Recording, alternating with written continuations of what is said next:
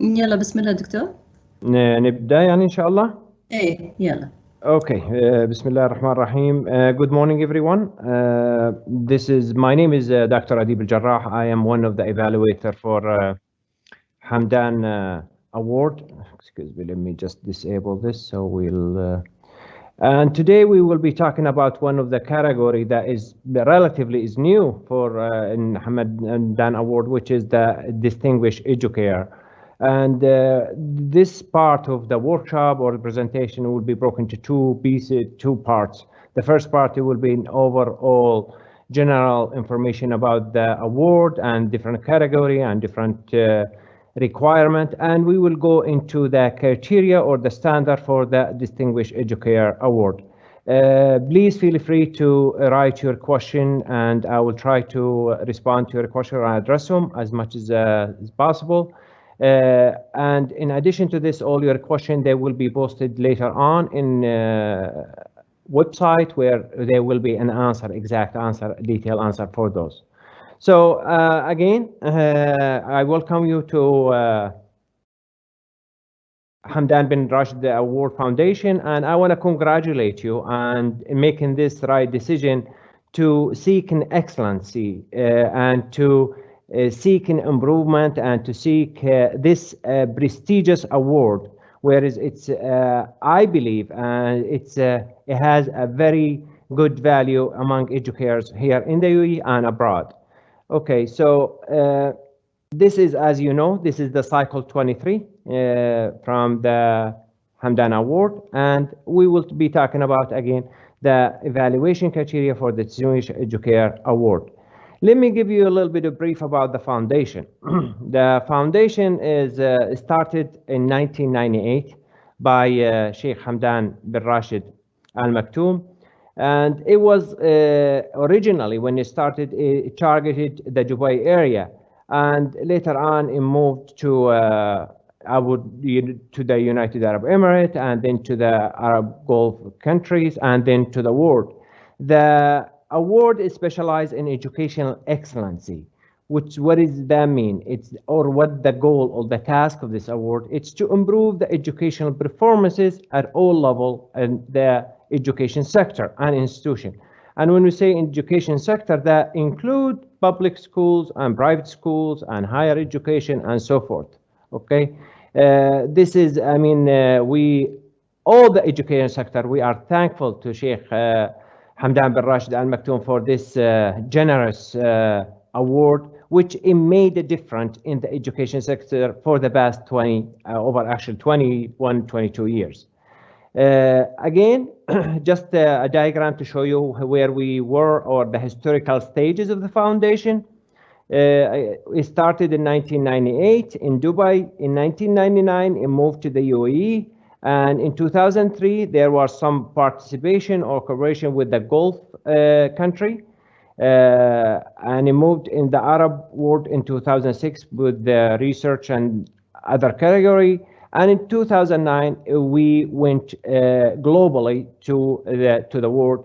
And there are two different categories that deals with the award section. Again, there are several categories that participant or applicant or educator they might choose from. Just quickly, I'm going to go over some of those. There is a Distinguished Student Award, and this targets, two different grade levels or age level, from grade 3 to 5 and from grade 6 to 12. And we have the Distinguished Student Award from the Gulf country, and that is from 10 to 12. We have the Distinguished Academic Award, Distinguished Teacher Award, local and Gulf country, Distinguished Educator Award, and that is the one we will be concentrating on today, Distinguished Educator Award.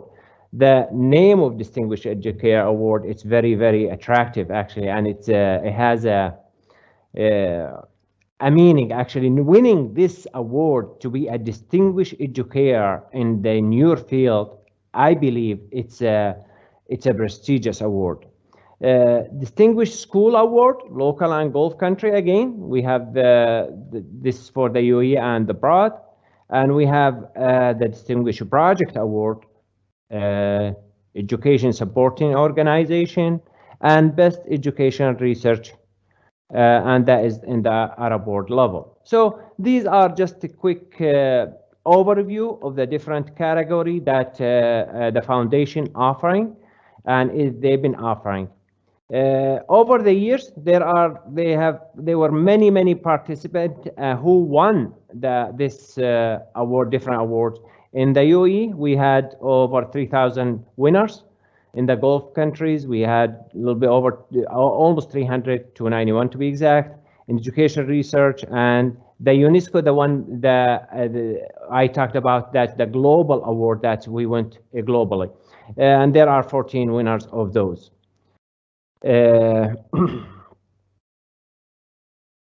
Again, let's talk about the timeline for the cycle 23 for this award. Of course, the establishment, we announced this in the April of 2020, the cycle 23, and they started again to monitoring the campaign or advertising the campaign in April.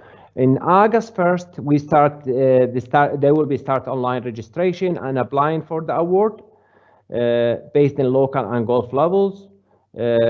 October 15, this is very important date that you need to remember. It's the deadline for applying for the award category based in local and Gulf levels. So October 15 is the deadline. Please make sure to mark this date in your calendar so you'll have your evidences, your file ready by this date. October 24th will be start the judging the process for the category. And again, we will the judging process, it will start for the UAE and for the Gulf levels. November 20th to December, from November to December, we will start visiting schools, different institutions or different educators, and we will start doing the interviews with candidates. So within this month, between November and December, the interviews and school visits or field visits, field trips, it will start. At the end of December, we will announce the winners of these categories. Hopefully this timeline, it just give you a way to organize your thought, to organize your file, and to know how the process will go on all the way from applying to winning or to announcing the results. Okay. Now, how we submit our application? What are the submission procedures? First, you need to read the guidelines, and all of them are in the foundation website. So you need to download the application and the explanatory guide. There is an explanation and there is a description of those standards or the criteria or the condition who can apply, who cannot apply, all this information in the website, okay? You need to make sure before you commit or before you start the process to read it and understand the language of those, what's written in there. If you have any question, I will have at the end of this presentation a phone number, a website for the foundation where you could contact us, and we will try best we can to answer your question if there is something is not clear or need clarification to you. Again, it's very important for any applicant to be successful through this process to plan their time, to plan the application process correctly. So planning, it's part of winning. You just don't want to wait, for example, till October 10th or the first week of October, and you start putting the application together. It will be too late by then, or you will be missing some evidence or some data that it might make a difference of you winning or not winning this award. So again, now the time is to start reading, understanding the criteria, start putting the evidence or aligning the evidence according to this criteria, and start planning your time and application correctly.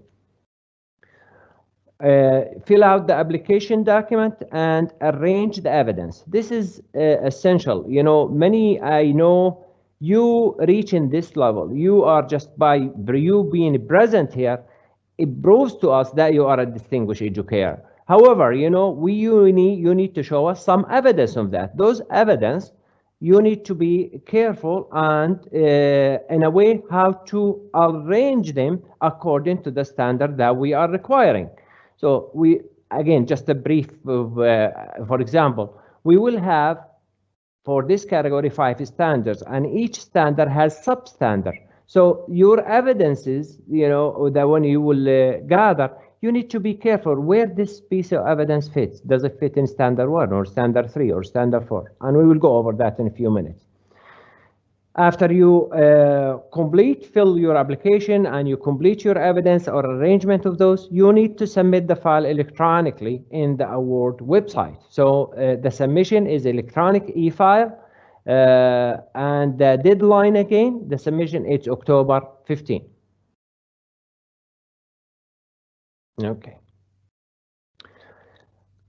After you submit your application, so what happens, you know, or what the evaluation stages, you know, that it goes through your application. First, there are a regional evaluation. Within the award, they will evaluate your application and they will determine whether it's eligible to move on to proceed or there is a missing data or something. So that's part of the administrative level, okay? There are central electronic evaluation. This is part of it again, you know, it's this is what I'm talking about here.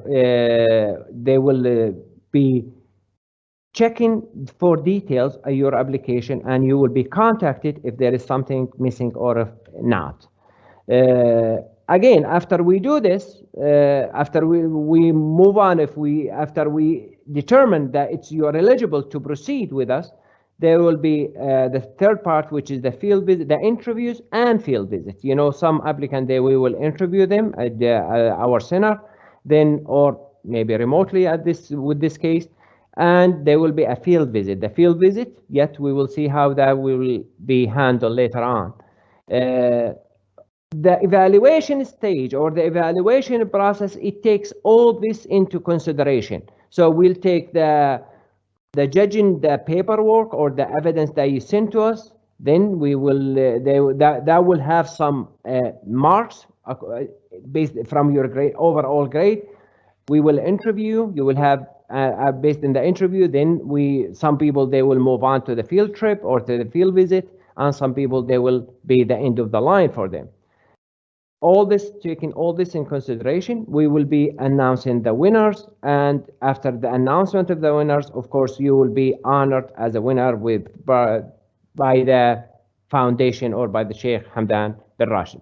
So the process is like lengthy, but it's fair, and it's being done by an expert evaluator who's been doing this for a long time, and they are educators themselves. So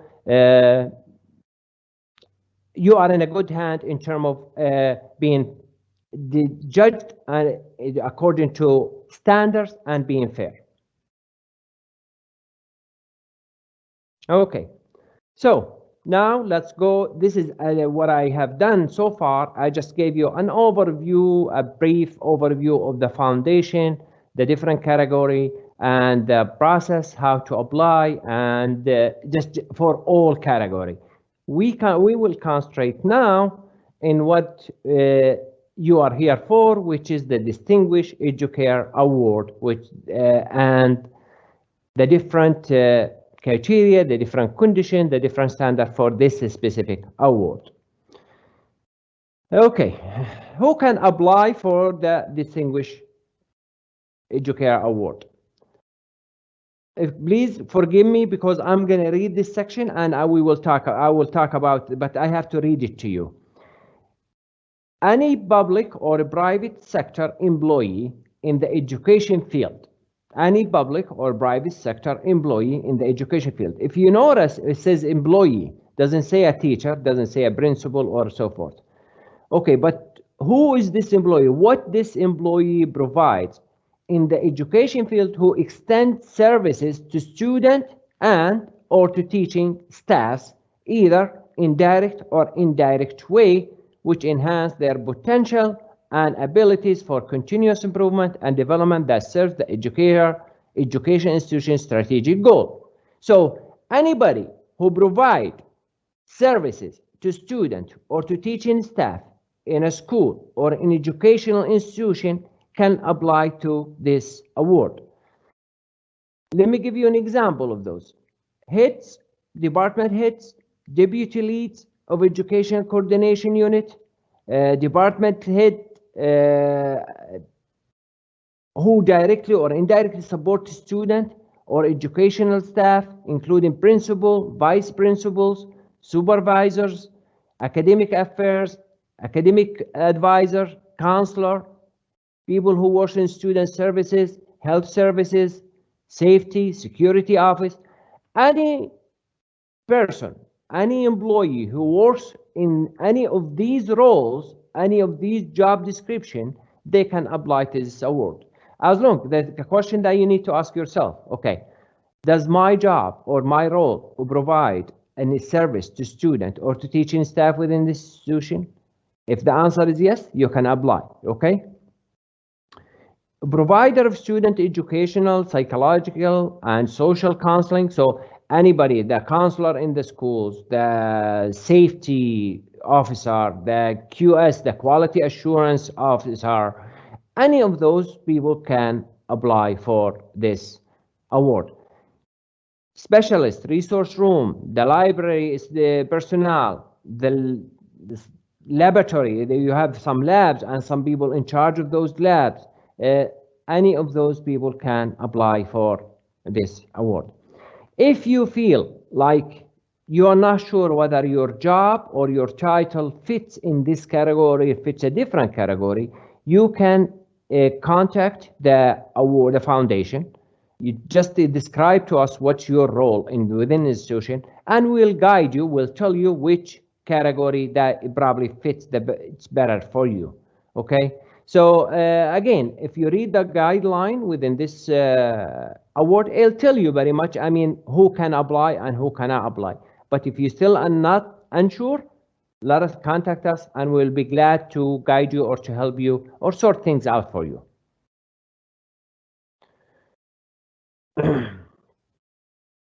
Okay, let's move on.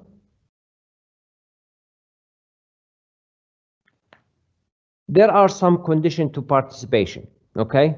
If the previous slide, we determined who can apply. Let's say now that it fits us, or the condition apply to us, so I can apply to this award. What are the conditions? What do I have to have, or what do I have to post to be able to apply? Again, first condition, it's applicant must have obtained a performance evaluation of excellent by his institution in the past 2 years. I am very sure that you are evaluated annually by your supervisor or by your manager or by so forth. So this evaluation, this performance evaluation, do you have excellent the last 2 years? If the answer is yes, you can apply. If the answer is no, then you have to wait till you have the last 2 years you got an excellent in your performance evaluation. How many people can apply from the same institution? A maximum of 3 Educare employed by the same educational administration may apply for the Distinguished Educator Award in the same cycle. If you, what do we mean by here? We do want some, from the same school. For example, which you have in the past, the same school, small school, there are 3 or 4 people applying for this. So talk to your colleagues, talk to your principal, talk to your manager, and determine whether, if there's somebody else applying, and we have to sort this out between you guys. So the maximum, there are 3 Educare from the same administration, Educare administration, they can apply. You must be employed for the past 3 years. Employed, what we mean, you are currently are working in an institution, in a school or a different institution, education institution. So this is a must also. If you apply for this award and you do not, for example, succeed, you could apply the next year. However, it's worth pointing out here, which we have seen in the past. Most people, you have the right to apply right after the first, if you are not successful this year, but we do encourage you to wait, to build your evidences, and to work the comments by the evaluator, or the feedback by evaluator, to work in those for a year before you apply. And this is one important point. The second important point, if you decide to apply right away after the first unsuccessful applicant, you have to have something significantly different than the application that you submitted the year before. Because your application from the year before, we have it. And when you submit the year after, we will be comparing those two. So you have to have something significant to build in that previous application. Okay. Winner may not apply for the award again with the same job title. Okay, let's say you are department chair and you apply for this award and you win this award. You cannot apply for the same award under the same title as department chair. However, you can apply for the award if you have a job title and 3 years passes. Department chair, again, our example, if you apply, you win, okay, it's fine. Now, maybe you get promoted and now you are a vice principal or a principal of a school and you work 3 years, then you can apply. But as a department chair, you cannot apply again. Hopefully this point is clear. Okay. I'm just going to talk about general guidelines, and I think I covered this very quickly, but it's something that you need to remember. The website for to apply to submit your application, it's in board here, it's tahkeem.ha.ae.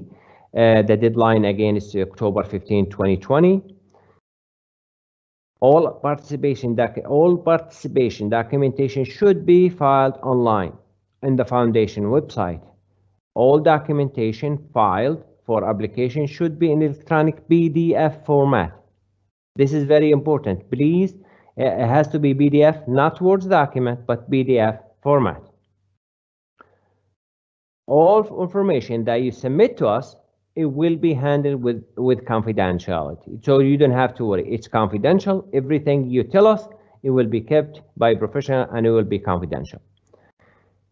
The evaluation process depends entirely on the information and documents presented by applicant. So whatever you tell us, that's what we will be evaluating. That's what we will be judging. When we interview, based on the information that we gather from you during that interview, that's what the evaluation process, that's how it will be depend on. And again, from the site visit or the field visit. Prior to commencing the application process, applicants should ensure eligibility in accordance with the pre-stated application condition. Again, please read the condition and see whether they apply to you or not, okay? Applicant education institution is fully responsible to facilitating the evaluation committee field visit. If you apply to us and your application move forward and you are eligible or you are being one of the candidates that we will be visiting in a school, your school and your institution is responsible to facilitate the process of that visit. There will be a team who will be visiting you in school, maybe virtually, maybe on-site visit. So, but you, as part of the institution, you will be facilitating that process. Okay?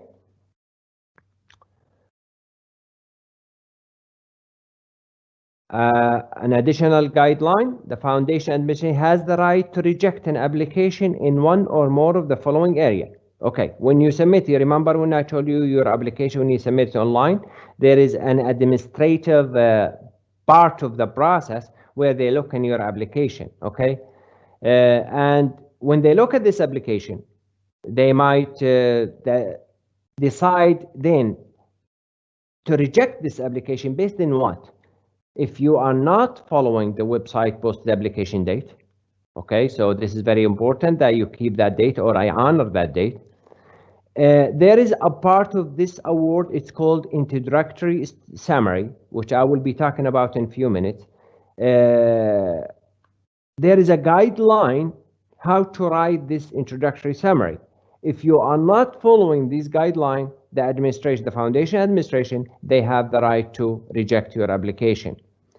Not seeking accuracy when completing application from form requirement. If we feel like, the requirement doesn't fit you, or if the administration feel like, oh, you are not, the condition do not apply to you, they might reject your application, or they might advise you that your application maybe fits somewhere else.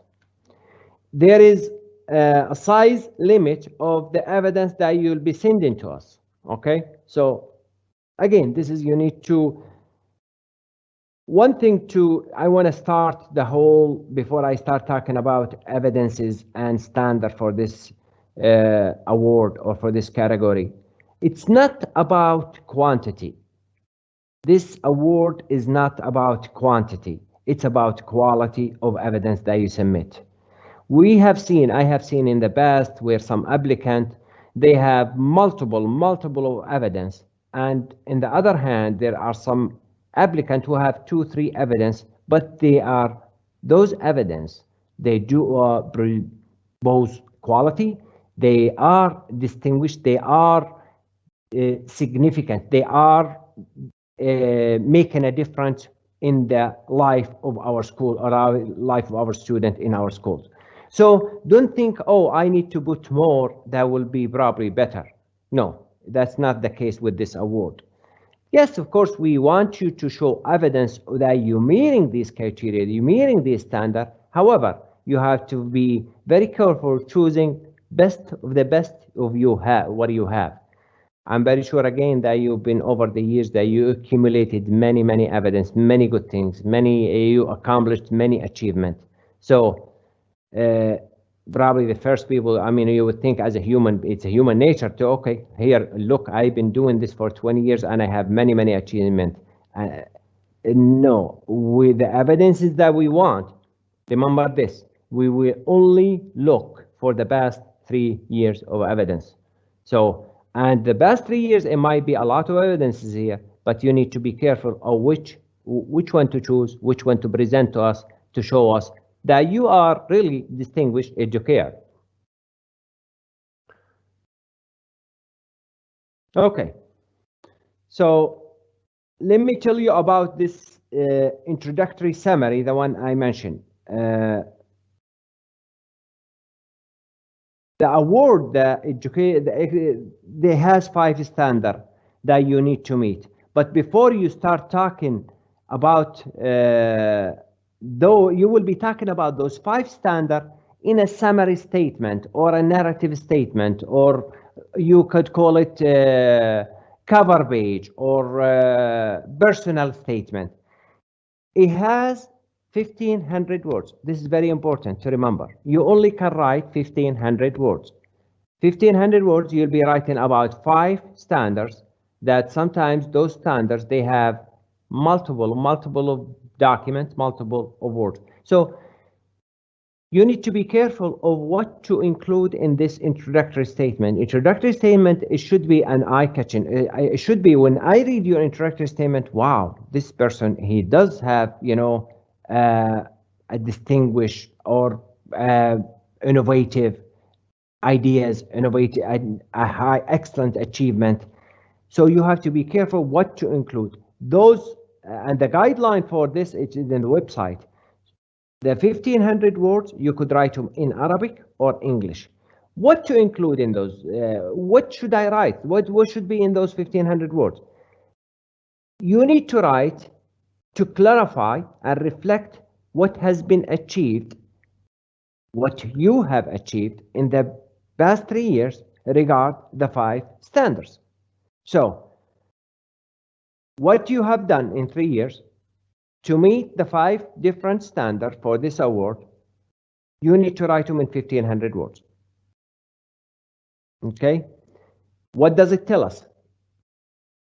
The introductory statement informs evaluator about the nature, the activity, the responsibility of the applicant. So it's a way to introduce yourself to us, and the way for us to know you, to know your job role, to know what you have achieved, to know what responsibility that your job title entails, what kind of activity you are responsible for, and so forth. So 1,500 words that you need to write in Arabic or English to introduce yourself to us, to tell us what have you achieved in the last 3 years. There will be a recommendation letters included from your superior or from your, let's say, your manager, your the person that you're in charge of you or you report to, okay? And we will talk about this in a few slides down the slide today workshop. So this is very important to how should I write my introductory statement. When we talk about the standard in a few minutes, I think it will become clear to you what to include about each standard. Each standard is specific in terms of what evidence that it is requiring. And if you understand the standard and what we are asking you to show, I think it'll become easy to translate that or to introductory summary or to how to introduce it to us. Remember, it's 1,500 words. Okay, let's move on. Now let's start talking about those 5 standards. The total points for this award is 1,000 points. 1,000 points, and we have 5 standards. Probably most people think, okay, 5 standard, 1,000 points, so 200 points each standard. No, we weighted each standard different. They have different weight of points based in how important those standards are. The first standard, the first criteria that we are judging, you will be judged at, is worth 300 points. That means almost 1/3 of your points depends in this first standard. What does that mean? It means that this standard should reflect higher percentage from your introductory summary. You know, you need to talk about this maybe a little bit more than, let's say, for example, standard 2, which is only worth 150 points. So the first standard, the performance and the professional achievement, worth 300 points. Okay. What is performance and professional achievement? All your achievement submitted or all your achievement for the past 3 years. On all your submitted evidence to us, it has to be within the last 3 years. Let me give you an overview of the standard, and we'll go in details in step by step or in substandard of this performance and professional achievement. The overview of this standard, again, please forgive me for reading this, and I will concentrate in very important words of this description.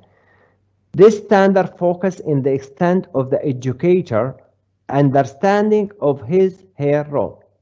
Okay, if you look at those red words in the description, this should be a keyword to you. You as an applicant, do you understand your role?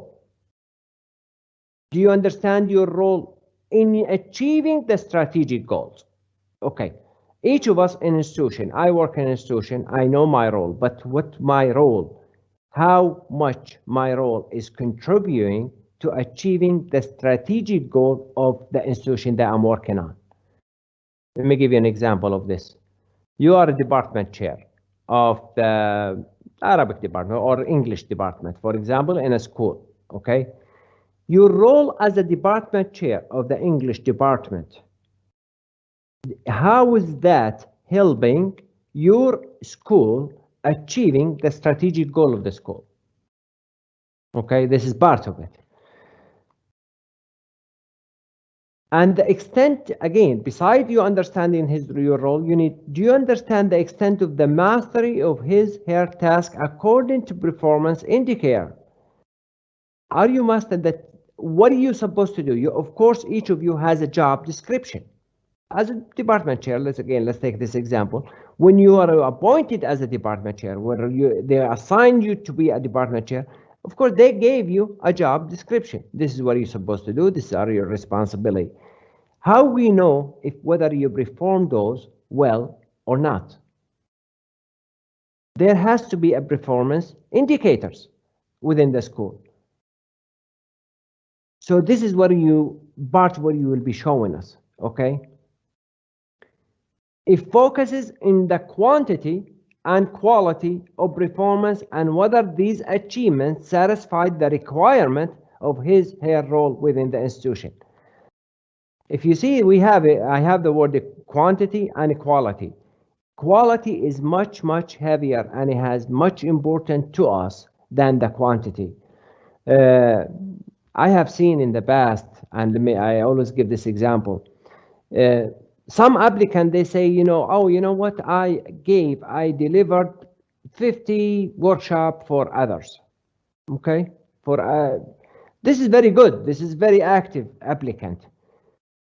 But what we need to remember, then what? After you deliver those 50, what are the result of those 50? What are the result? Those applicants, those people who attended your 50 workshop, what changes has happened to their performances? So it's not about, maybe I have 2 workshops or 3 workshops where it made a real significant differences in the performance of those attendees, much better, or has a different result or a significant result, much better than 50 workshops. So where we want a quality, and we want to see an impact of any action that you do. Remember this, we as an educator, I'm an educator, I've been in the field of education for many, many years. Any action within institution, education institution, you have to think of this way. What the impact of my action in the overall of the strategic goal of the institution? Is it helping it? I mean, even simple tasks that you still always need to connect it to the strategic goal of the institution or the value, the mission of the institution. It has to all feed into that. We cannot work in isolation or task just based in. It has to be planned where it has a goal, and we need to think of what the impact of my action in the overall. Is it satisfying the requirement or the mission or the goals of my institution? So the overview of this standard, it's about performance, professional achievement. What are my performance? What I am doing in my school? What I am contributing into my institution? How my contribution in the school helping the school achieving the overall strategic goal. How, and again, we will see in a few minutes, your contribution. Let's take the example that I talked about, the department chair. Your your role in the school as a department chair, you need to think big. I'm not only here to manage the English department. By managing the English department, I am I am achieving the strategic goal of my institution. My institution, if we achieve the institution goal of this institution, this will help the national agenda of the country. So this is all tied up together, you know. If this is school achieving their strategic goal, if other institution achieving their strategic goal, all these goals, where they drive, where they will be developed from, they were developed from a bigger umbrella, which is the national agenda or the Ministry of Education. The Ministry of Education, they have a goals from the national agenda. So all this connected, mapped together. So don't think that your role is insignificant. As small it is in school, it's always based, it has a huge, it moves toward the goals of the school, the goals of the ministry, and the goals of the ministry, it goes to the national agenda. This is very important, this understanding and valuing what you're doing in your school. So let's think, or let's go move on to start seeing the substandard of standard one. The first 1.1, it has, I think, 7 or 8 substandard standard one. 1.1, it's understanding of his or her role in achieving the vision, mission, values, and goals. You, again, you are in school, you are the department chair of the English department. Do you understand the vision and the mission and the values of your school? Do you know? Do you plan your activity in your English department according to those vision, mission, values, and goals? Or do you work just, you manage in your team and you're working fine in isolation? So you need to understand your role as a department chair of English department. How is that role is helping to achieve the vision of our school, the mission of our school, or the values of our school? Okay. How can I achieve the vision or the mission of my school by being a department chair of English? By preparing individual action plan, for example, that include specific goals. Each of you has an action plan, or should have individual action plan, and we will be asking you and to submit this as one of the pieces of evidence for us. Does this action plan, include specific goals? We all know what goals are, and we know how to write good goals, smart goals, not so smart goals. Maybe just as a reminder, when we say specific goals, we mean by that is something that is measurable, achievable, and observable. When you write goals, can you, this goal, is it there's a way, can you measure this goal, the outcome of this goal? Can you observe it? Is it achievable? Is there a time frame for this goal? Okay, and these goals, the one you will have in your action plan, how those are contributing to the achieving the strategic plan. Your school, of course, they will have a strategic plan, and you will have an action plan, or individual action plan. Does your action plan, the goals in your action plan, individual action plan, is it helping or is it contributing to achieving the strategic plan of the institution? That's something you need to think about, and to think what kind of evidence I can provide. The strategic plan and the operational plan include initiatives and projects. You as a department chair, I'm going to concentrate in this example. Hopefully you'll understand what we mean here. You will have an individual action plan. This individual action plan, you will propose some initiatives, some project that you will be working or you'll be doing throughout the semester or throughout the year. Okay? What are they? What the goals of those initiatives, those projects? How much they were implemented? What percentage of those implemented? What are the impact of those? Who were impacted of this initiative or this project? Have you checked, or can you document the impact of these? So when we think about initiative project, don't just think of ideas that I'm going to list in my plan. You need to list those initiatives, those projects, but again, you need to tell us what the rationale for those. Why are you doing those projects? Why are you doing those initiatives? What are the results of those initiatives? And how those initiatives, those projects will help the strategic plan or the overall educational mission and vision and values. Individual plan, we talked about this.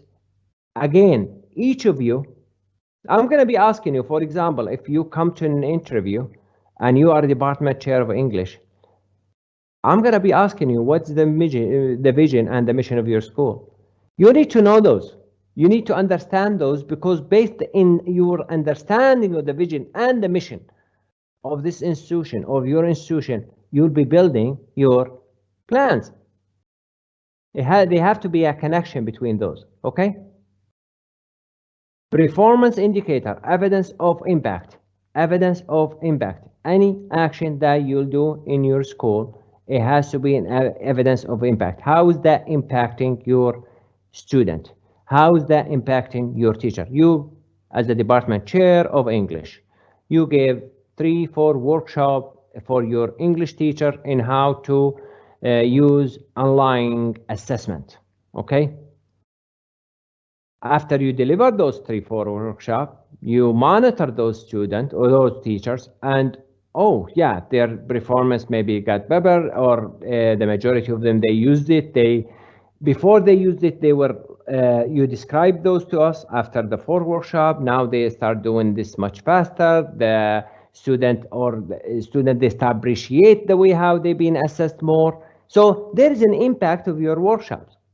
This is the point I'm trying to get here. You know, if you give something, you know, if you provide an initiative, if you have a project of some sort in your school, we need to know the result of this project. You know, this result of the project is not enough that you tell us, oh, it was wonderful.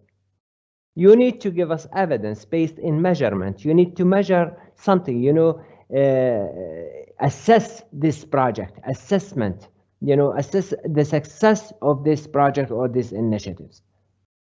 Okay. Another plan that some people or some job roles require remediation or development plan. Remediation plan, you know, that is you have some issues, for example, within your job, with your institution. Let's say you are a counselor, okay, in a school, and you have a problem with the student being late. They come always, you know, to your school late. So do you have a plan that where you need to implement, or you can think of that you can implement, that to help your student attend in time? Okay, how we can improve this?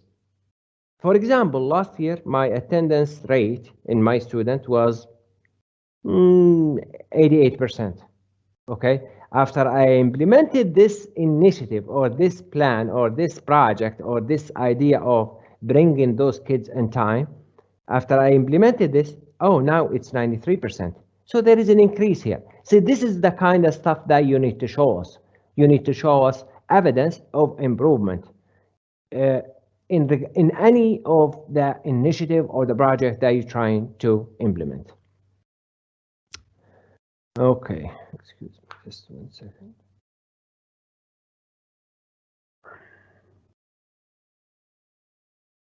Okay, let's move to 1.2. Applicant understanding of his/her role job description. Each of you will have a job description. Do you understand your job description? When we say, do you understand your job description? Do you understand the regulation, the procedures of the organizational unit that you have? You know, that is to conduct your job role. Understanding job description, the nature of the work, and all the laws, regulation, and procedure to fully perform his or her duty and acquire relevant experience.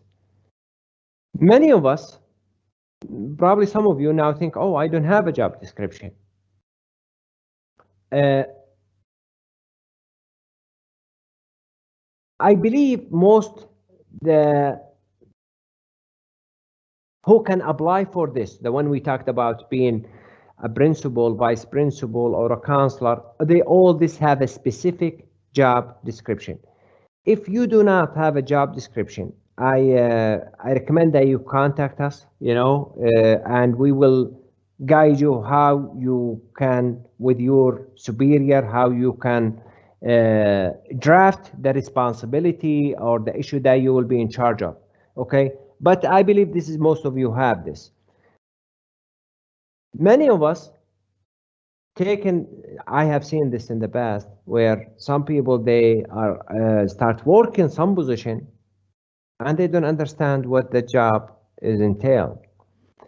Before you attempt any of those, before you are being, when you were assigned to be a department chair or a counselor or a department head or academic supervisor or so forth, do you understand what your role is? Do you understand what the job is requiring? Okay, so this is very important, that you understand your job description, because we will be asking you, what are your responsibility and what you will be as the department chair, what are the responsibilities of the department chair?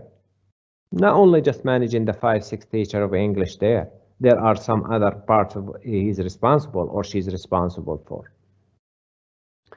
Okay, what kind of evidence that you could show us here? You might have certificate, you might have emails from your correspondent, some photos, some videos that you attended some, for example, some presentation about regulation, procedures, laws about the schools, or how to acquire experiences. If you have some certificate that you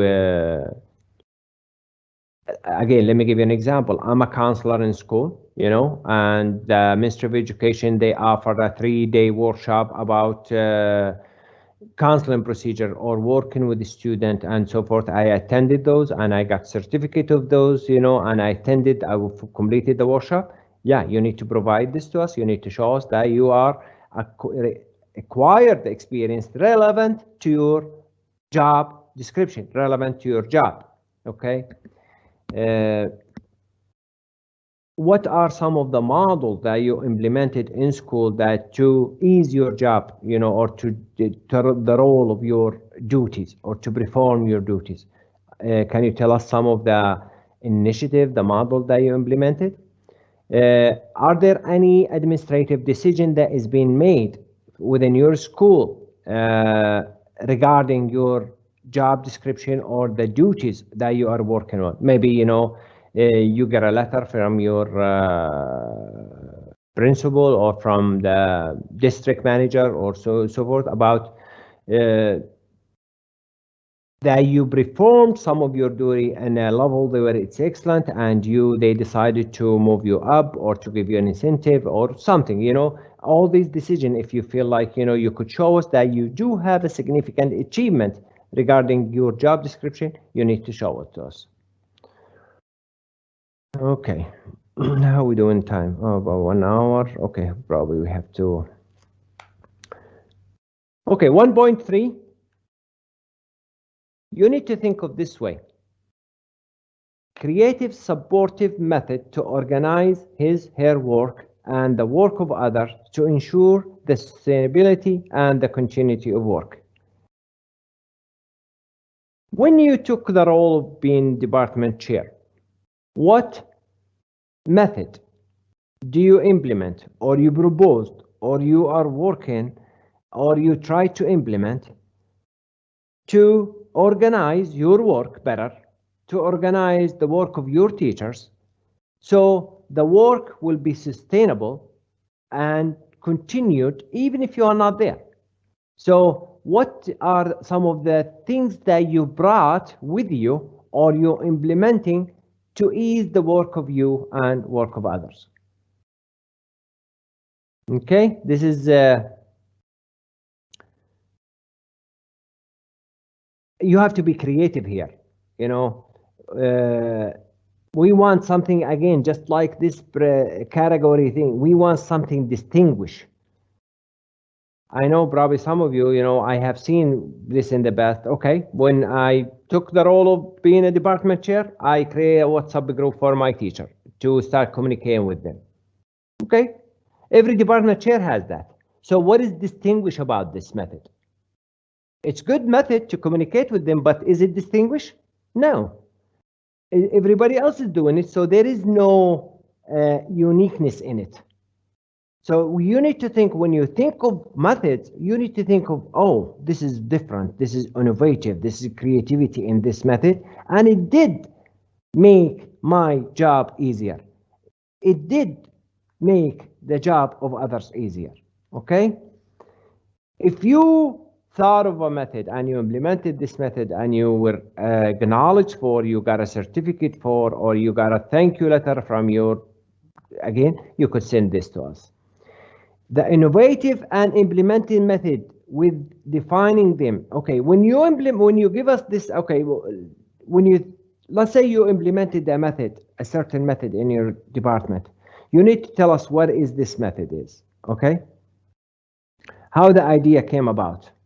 Is it to help the teachers what? To do what? To perform their job or to communicate with them? What's your role in implementing? Where did you get this idea from? Is it your idea or somebody else? Or maybe just the ministry, they contacted you, or department chair, they need to implement this idea. It's a good idea, but it's not your idea, okay? So who are the target audience in this idea or this method? What is the impact of this method? So again, think creating. There are two words here, creating and innovative. Creativity and innovation. Be creative and think of an innovative idea, how you can make your job easier. I wish I have a manual here I can tell you or I can give you to make your job easier, but I can't. You need to think of, okay, I've been in this job for 3 years. What I have done to make my job easier, that is for real distinguish. What I have done to make the job of others easier. Okay, let's move on. 1.4. How much did you contribute to the achievement of the strategic objective of the organization? Each organization has an objectives or goals, let's say, okay? Your contribution, your department, you being a department, how much did you contribute to achieve the strategic objective of the organization? The most important achievement of the organizational unit that he or she supervise or responsible for. What is the most important achievement of your department? You being a department chair, what is the most important? Let me give you this example. I'm a department chair of the English again. That's the example that we've been working throughout this presentation. And I have high school kids. And last year, all my high school, my 12th grade student who took the MSAT score, they scored very high in English. And I can prove that. If this is a big achievement for your department, if the majority of your 12th grader who graduate from your school, they scored very high, very good score in MSAT, that belongs to you. That means you as a department, English department, you're doing your job correctly, okay? Maybe you are department chair of a different subject, math and science, you know, how your grade 4 or grade 8 are doing in the international assessments, in TIMSS, for example. Can you prove to us? What have you done to include or to encourage your 4th and 8th grader student to be included in those exams? These. Why I'm saying, bring those these examples. Those examples, you know, they are part of our national agenda. So, TIMSS and PISA, now we are showing we as a country to be in top 15 and 20 country in the world. But I'm working here little by little. I'm working here in this school, in this small school, but my role, my job role is helping my country achieving those national agenda. So this takes me back to the first slide that I said, every action you as an educator, it needs to be connected to a goal of the institution. It needs to have a purpose. One of my famous say that we're trying to assess. Any action, any assessment, if there is no purpose to it, there is no need to it. So you have to have a reason why you're doing certain action, why certain things in your school. When classification of the most important achievement of the organizational unit affiliated with the identification, year, and role of the candidate. If your school achieved received acquired very big achievement. What is your role in this? Your ارتقاء, for example, or the Ministry of Education, they came for inspection in your school and they gave your school A, and your department gave a B, or gave a. What is your role? I want to know what's your role in helping this organization of receiving this achievement. Okay, what can you provide as an evidence? Again, you could provide certificate, emails, photos, videos, and so forth, or some degrees or administrative decision from your superior.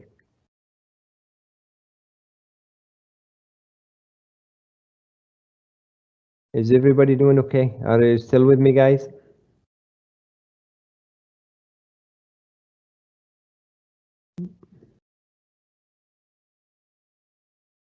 Okay, let me get back.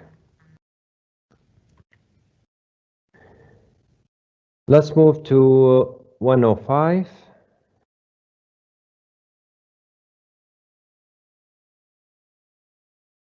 Look at the title of it. The most prominent accomplishment through her career. Most prominent accomplishment. If I ask you now, what is your best accomplishment throughout your career? That's what you need to provide to us, okay? Most unique accomplishment during your career. You need to tell us the year when you got it, your role, type of achievement, the target, the impact, and all. So most prominent accomplishment.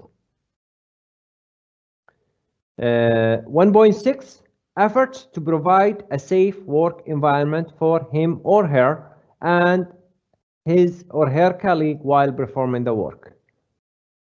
You're being a department chair. What kind of effort did you provide to make a safe work environment?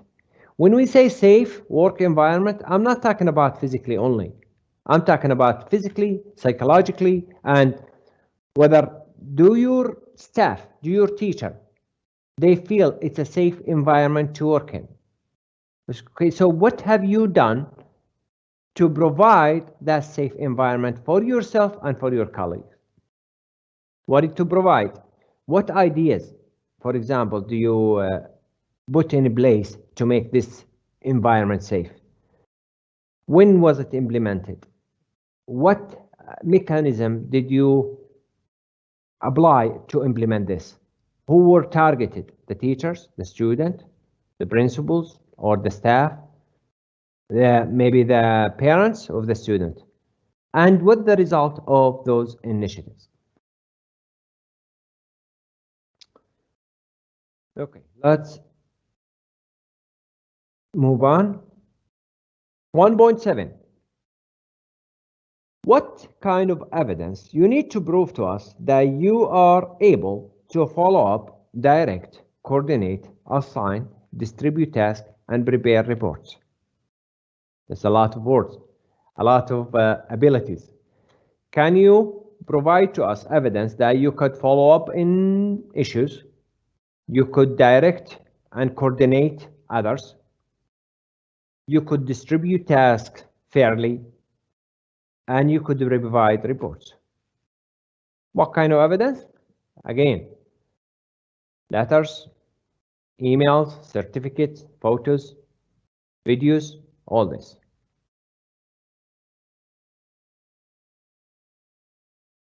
So this is now a very much wraps up standard one. Again, to think about, just to as a summary for standard one, think of a quality, not quantity.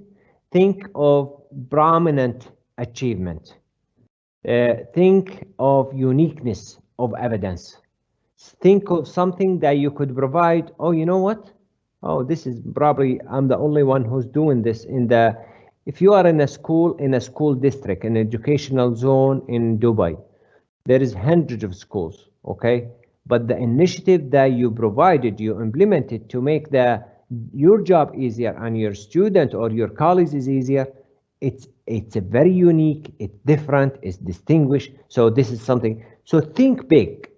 Just don't, if the Ministry of Education send you a memorandum or send you okay, we need all schools to implement this initiative, and it's a good initiative and it has a good result, but you cannot claim that you've been innovative and you were part of the implementation of this initiative, but everybody else is doing it. So there is nothing distinguished about that achievement or that initiative.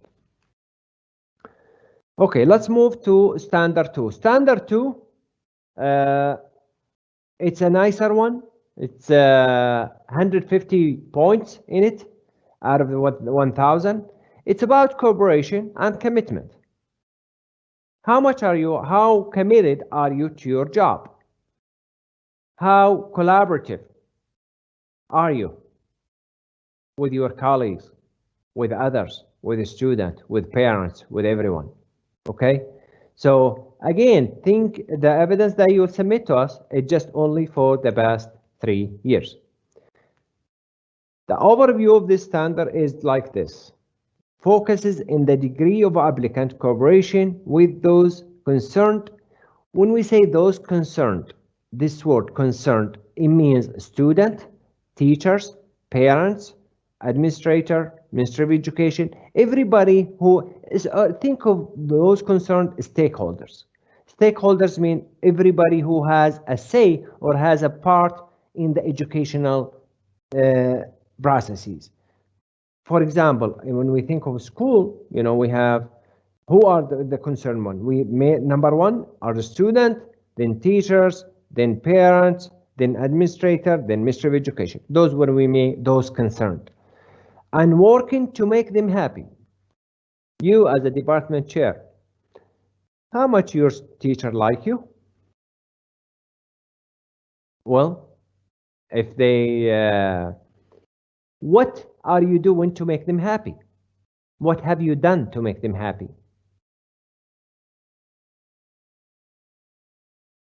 Let me finish this. So, working to make them happy, and his or her functional and behavior commitment to all applicable laws, regulation, and so what are your commitment? How are you applying the laws, the regulation of your school? And we will see those in a few minutes. But overall, are you being cooperative? Are you committed to your job? When we say committed, that committed to the job and committed to the laws, to the regulation, and so forth. So let's dig in a little bit in details. 2.1, commitment to the entity, regulation, policy, procedures, and charter of work ethics, as well as her commitment to implementing the task assigned to him or her. Do you follow the regulation and the policy, the procedures of the schools? How much are you, for example, the past 3 years, we say commitment. How many days did you come late to school? How many days were you absent? Okay, so this is very important. And now I understand some people, they might, you know, oh, you know, it was an emergency. I had, for the past 3 years, I had 2 days. I was absent 2 days. That's very good, right? But if I have to look at other applicant who has a day off for the past 5 years, or his attendance rate is almost 100%, and I have another applicant whose attendance is 99%. This is very good, and this is good. But so, are you committed to work? This is the point I'm trying to. Are you adhering the regulation, the policy, the procedures, and the work ethic in your institution? When we say policy, procedures. List the candidate task year percentage of completion. You will have, you know, some tasks that you have to complete every semester or every year. What percentage did you complete those tasks? Functional behavior and procedural model implemented. This very much similar to the standard one. What kind of model did you implement Part of this standard, you need to make others happy. What kind of model did you implement to make them happy, to make the others happy? As a department chair, what have you done to make them happy? Do you understand code of ethics? Every profession in the world does have some kind of code of ethics. Do you understand those? Do you implement those? What kind of decision or administrative decision has been made in your school or your institution to show that you are committed to the entity regulation, that you are committed, you are following the policy, the procedure, and the work ethics of the institution? So how much are you committed? How much are you following the regulation, the policy, the procedures? What kind of task that are you putting in place to achieve those goals? And what kind of evidence that you could show us? Again, the certificate, the emails, and the photos. Okay, let's move on.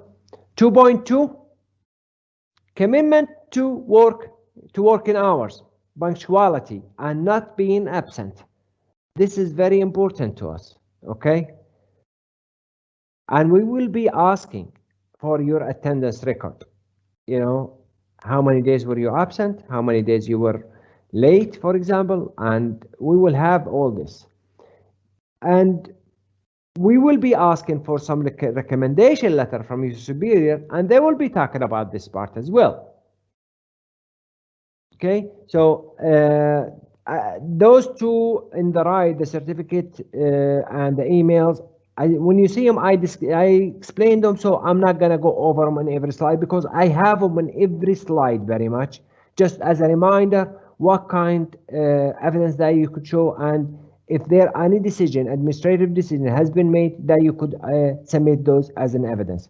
So this is very important. Again, you have to commit to the working hour, to how punctual you are, and whether you've been absent, how late are you, or do you leave workplace, or you do not leave, unless it's very, very important, or it's very emergency. You're always at work. 2.3. Applicant represent an example to her colleagues in ethics and model to be emulated in terms of commitment to work principle. What a kind of evidence that you could show us that you've been a role model to your colleagues, to your teachers? When you are going late, for example, now I'm just giving an example, please forgive me. Don't think I'm talking about any of you. If I go late to my work, you know, very often, what kind of example I'm setting up to my colleagues? If I'm an absent once a week or once a month or whatever, what kind of example I'm setting those? Now, what kind of initiative me as an educator or ideas I can implement so that it's for all others to follow, or this is a good example to follow?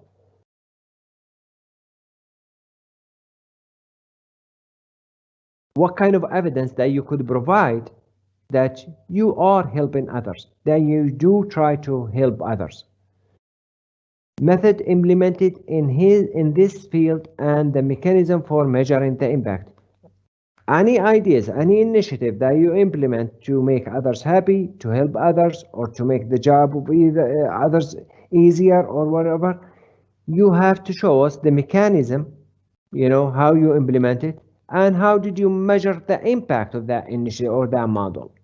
Okay, so applicant represent an example. Are you being a role model? How can you set yourself, how can you show us that you are being a role model? 2.4, having good and balanced relationship with colleagues and supervisor. Now you wonder, what kind of evidence I can show to the Hamdan Award that I do have a good balance or a good relationship with my colleagues? Well, maybe one way that you could have a survey, have a questionnaire to ask them what they think of your administration, what do you think of you being as department chair, what things that you could change, or that you are doing okay, or to as a performance. You could ask them to give you their opinion about you being as a department chair, and when you have this result of this survey, this questionnaire, and whatever, what have you done after this? What are you going to do with this result? If, for example, 60% or 50% of your teacher, they say that you are just, the load is too much, that the task that you give those teachers to complete is too much, and it's affecting the way they teach. Okay, now, this is not going to be bad. I will not be counting this bad toward you unless you have just left it alone. If you have initiated a plan, what are you going to do about it? Then you are fine. Okay, now my teacher, they tell me that I give them too many tasks, and this, because they have too many tasks, it's affecting the way they conducting their lessons with the student. If I know this as a department chair, I have to put a plan. I have to do something. This is what is important to us. We need to see what have you done to correct the problem or to fix the problem. So it's not a problem if they tell you that you're doing that, but it's a problem if you are not doing anything about it. Okay? You could show us some, again, the stat of other, comparison of statistics, satisfaction of others. How satisfied others about your role? How satisfied others about your role?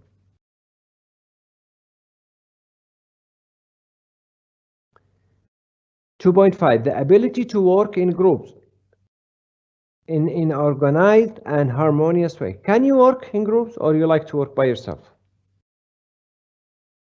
How many committees are you working in, and what are the result of those committees? What the impact of those committees? Is there a harmony between you guys?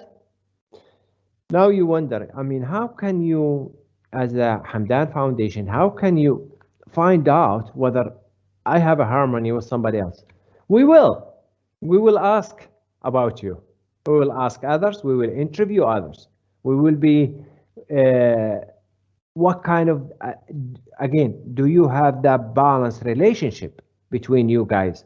Is there a harmony in the school? If there is a harmony and there is a balanced, good relationship between colleagues, between teachers, and between administrator or educator, trust me, that's what creates the positive environment for work, and that's what creates, the outcome of this, the productivity of this harmonious group. It will be very high, and this will reflect in the student achievement. This will reflect in the teachers' works and in the overall positive environment in the school. You could show us teams or committee in which he or she participates, specifying the current role. In each, when you tell us that you are being part of this committee, you need to tell us what is your role in this committee, or when were you part of this committee. I'm very sure that each school, they have let's say, an operational plan, or a team who design or who develop the operational plan. It's not enough to tell me that, okay, I was part of this, but tell me what exactly your role, what have you done as being member of this committee to develop that operational role. If you were as a committee chair, you are a chair of one committee, and you conducted the work and it's fine and you complete the task, do you normally ask your committee members their level of satisfaction of you being as a leader? So this is something also, it tells you a lot about your style, about your leadership. If I am a chair of a committee that has 4 or 5 teachers, and yeah, we conducted the work, we divide the work, and we finished. Maybe it's worth it, and it's good practice that, how was it? How was the practice? To to measure their satisfaction. You could have a survey. You could take their opinion about when the work is done, whether it was acceptable, if there is anything else needs to be or has to be done differently. Okay, let's move on. 2.6. Do you constantly search for mechanisms and ways to reduce expenses, reduce waste, preserve public property and equipment used without affecting the quality of work? When they assigned you as a department chair of the English department, okay, what kind of mechanism, what kind of ways, methodology that you implemented to reduce expenses or to reduce waste or to probably to preserve the equipment or the property of the school? Is there anything that you could show us that you have tried or to implement to cut these or to reduce the expenses? Let me read this for you.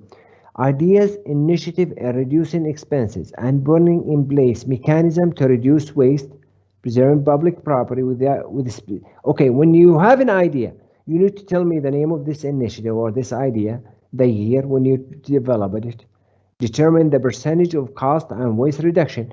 I have seen in the past, let me give you an example, I have seen some candidates, they moved from one school to another, or they moved the whole school. They have to very much in a kind of a hurry. Okay, now you are moving to a new school. They move to the new school and there is still some part of the school is not finished. Okay, now you as a leader of the school, what kind of ideas that you put in place to generate, for example,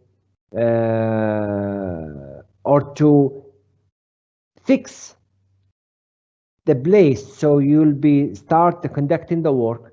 What kind of effort, what kind of ways that you connect, who do you connect it method, for example, the ministry, the neighborhood, the parents, to help finding a way where you could keep the work or the quality of work is going without any affection, without affecting the quality of work, but at the same time, I'm reducing expenses, I am reducing waste, I am doing something, to fix or to tackle the problem that I have. Are you securing some funding for your school or for your part? What are the sources of those fundings? What are the mechanisms followed to reduce expenses and preserve public property? Again, what kind of evidence? The bottom two icons, the certificate, the emails, the photos, the videos, administrative decision. 2.7 is very straightforward. Do you maintain confidentiality of your work? How we will determine this? Okay, in the introductory summary, you will tell us that you do maintain confidentiality of your work, but we will find out, by when we meet your colleagues, when we meet your students, when we meet the parents who they might have worked with you or in the past. So, and I'm very sure you reaching at this point that all of you maintaining confidentiality of your work. Okay, 2.8.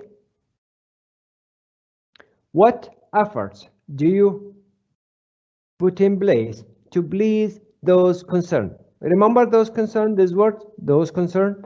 Again, when I say those concerned, I mean student, teachers, principal, Ministry of Education, parents, and all of this. Okay, what efforts did you put to please them? Percentage of satisfaction. How satisfied are you?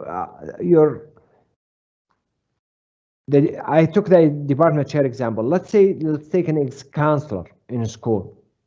How satisfied the parents of, for example, or your teachers from your working with them, the teacher in your school.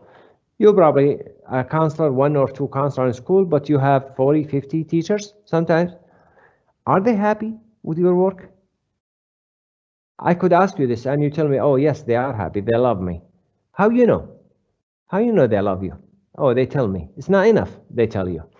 That's why when we ask, you need something scientific. If you could have a survey, distribute this survey or this questionnaire to them, asking them how they are satisfied with the roles that you perform in school. Okay?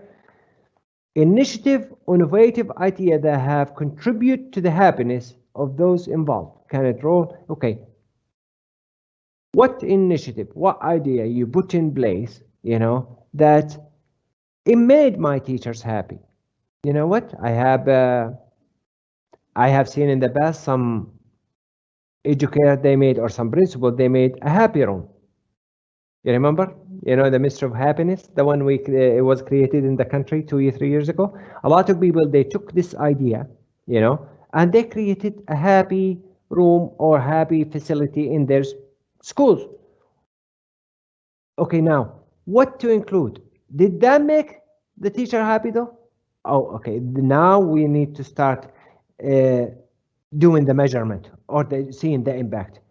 Having this room or the happy room doesn't mean, it's not necessary to make them happy unless I find out. So whenever you implement an initiative or idea or innovative, you might think it's an innovative idea, you need to find out the result of this by measuring the impact.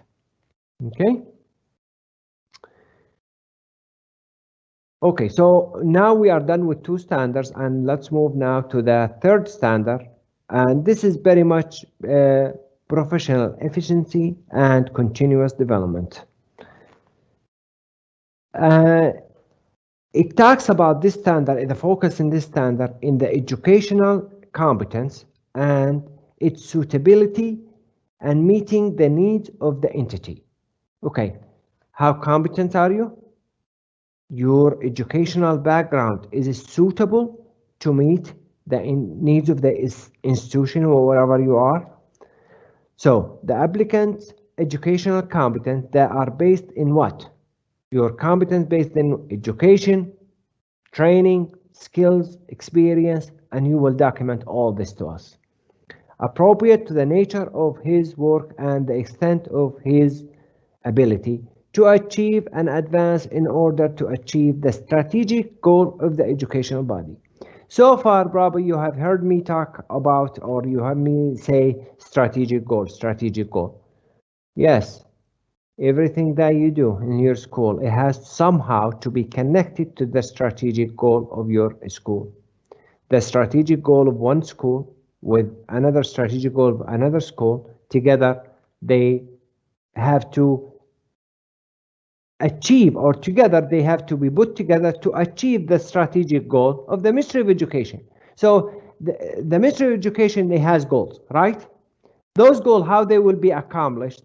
They will be accomplished if all schools throughout the UAE accomplishing their goals. So this is the connection. This is the umbrella that we have to think about.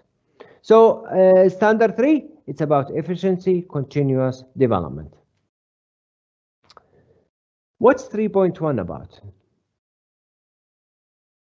The ability to plan, anticipate the future. These are big words, right? Plan, anticipate the future, assess risk, develop performance, overcome work difficulty, and take the appropriate decision.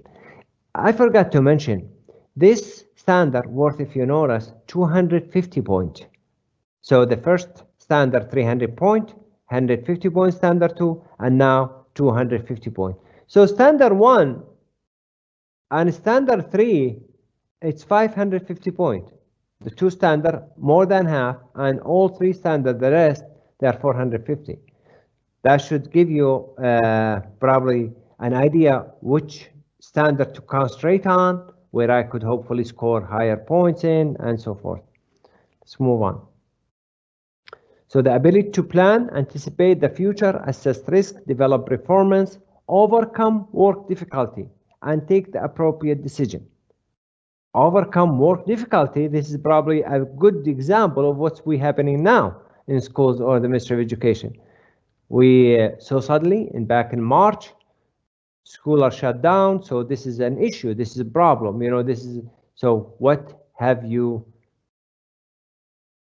we have done there, you know, and we will talk about this in details in a few slides about so how can you plan? What kind of evidence that you could show us that you have the ability to plan and to anticipate the future? Are you familiar with the SWOT analysis?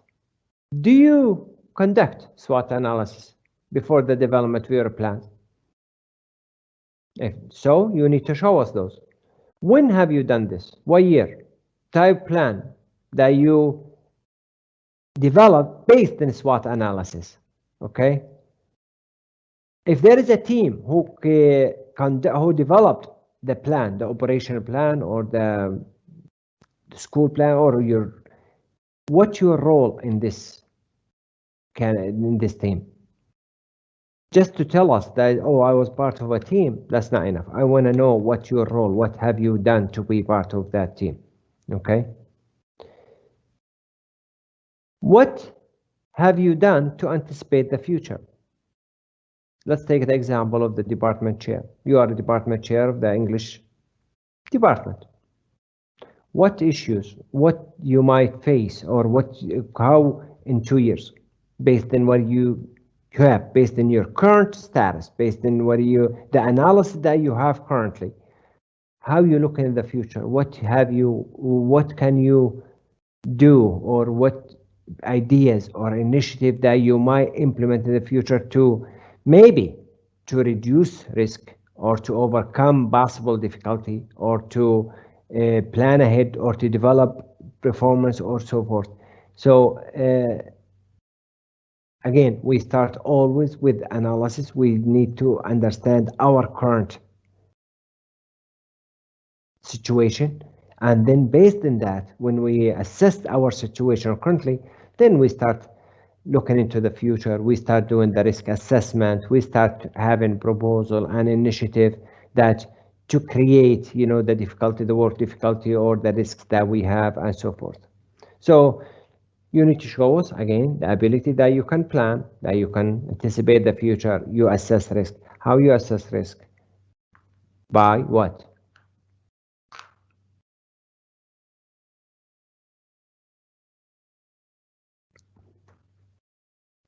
Again, what evidence do you show us? The two left icon as you see in your screen. The certificate, the email correspondence, photos, videos, and so forth. Okay, let's move on. 3.2. This is a good one. His or her ability to learn and develop skill. Participation in training, courses, workshop, brainstorming session, conferences, work teams, and the ability to transfer knowledge to another. This is very, very, very important piece. The last one, the transfer knowledge to others. When we ability to learn, okay, do you attend workshops? Do you attend training courses? Do you go to conferences related to your specialization or to your job roles? Do you work in teams?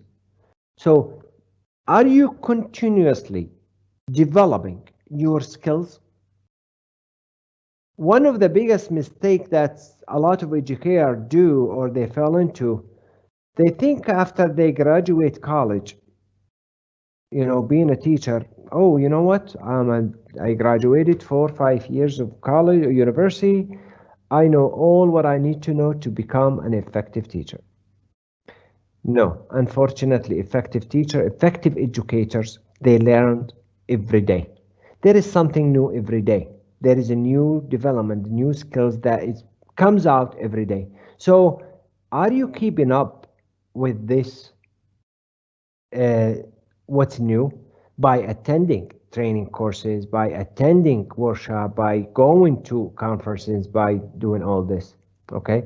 And if you do, you need to tell us what conferences you attend, what year, and now attending those workshops, attending those training courses or their conferences, this is excellent. This will help you develop your skill. But believe me, it's not enough. Okay, what is needed from me then? After you attended, you went to, let's take the example of counselor again. You went to a 2-day conference about autism, about autistic children in Dubai, in the Ministry of Education. And there were a lot of information that you gained, a lot of presentation you attended, and they were very, very helpful. Now, when you went back to school, what measure did you put in place? What have you done to transfer those knowledge to others? Did you learn those skills and you kept them to yourself? That's not good enough. When you went back to school, how did you transfer this knowledge? Who were the audience?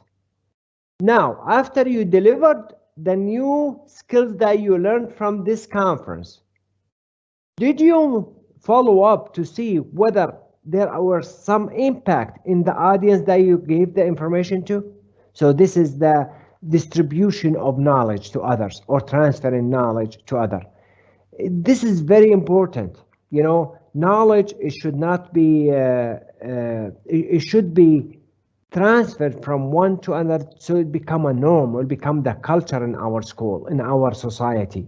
When I learned a skill that it helped me organizing my time, or helped me learn a new skill to deal with special needs children, or help me to organize, to develop a plan, I need to share this with others, so it'll make the job of others easier, you know.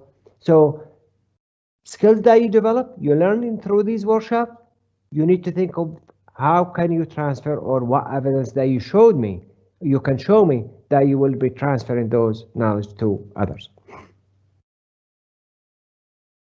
Okay, 3.3, how flexible are you?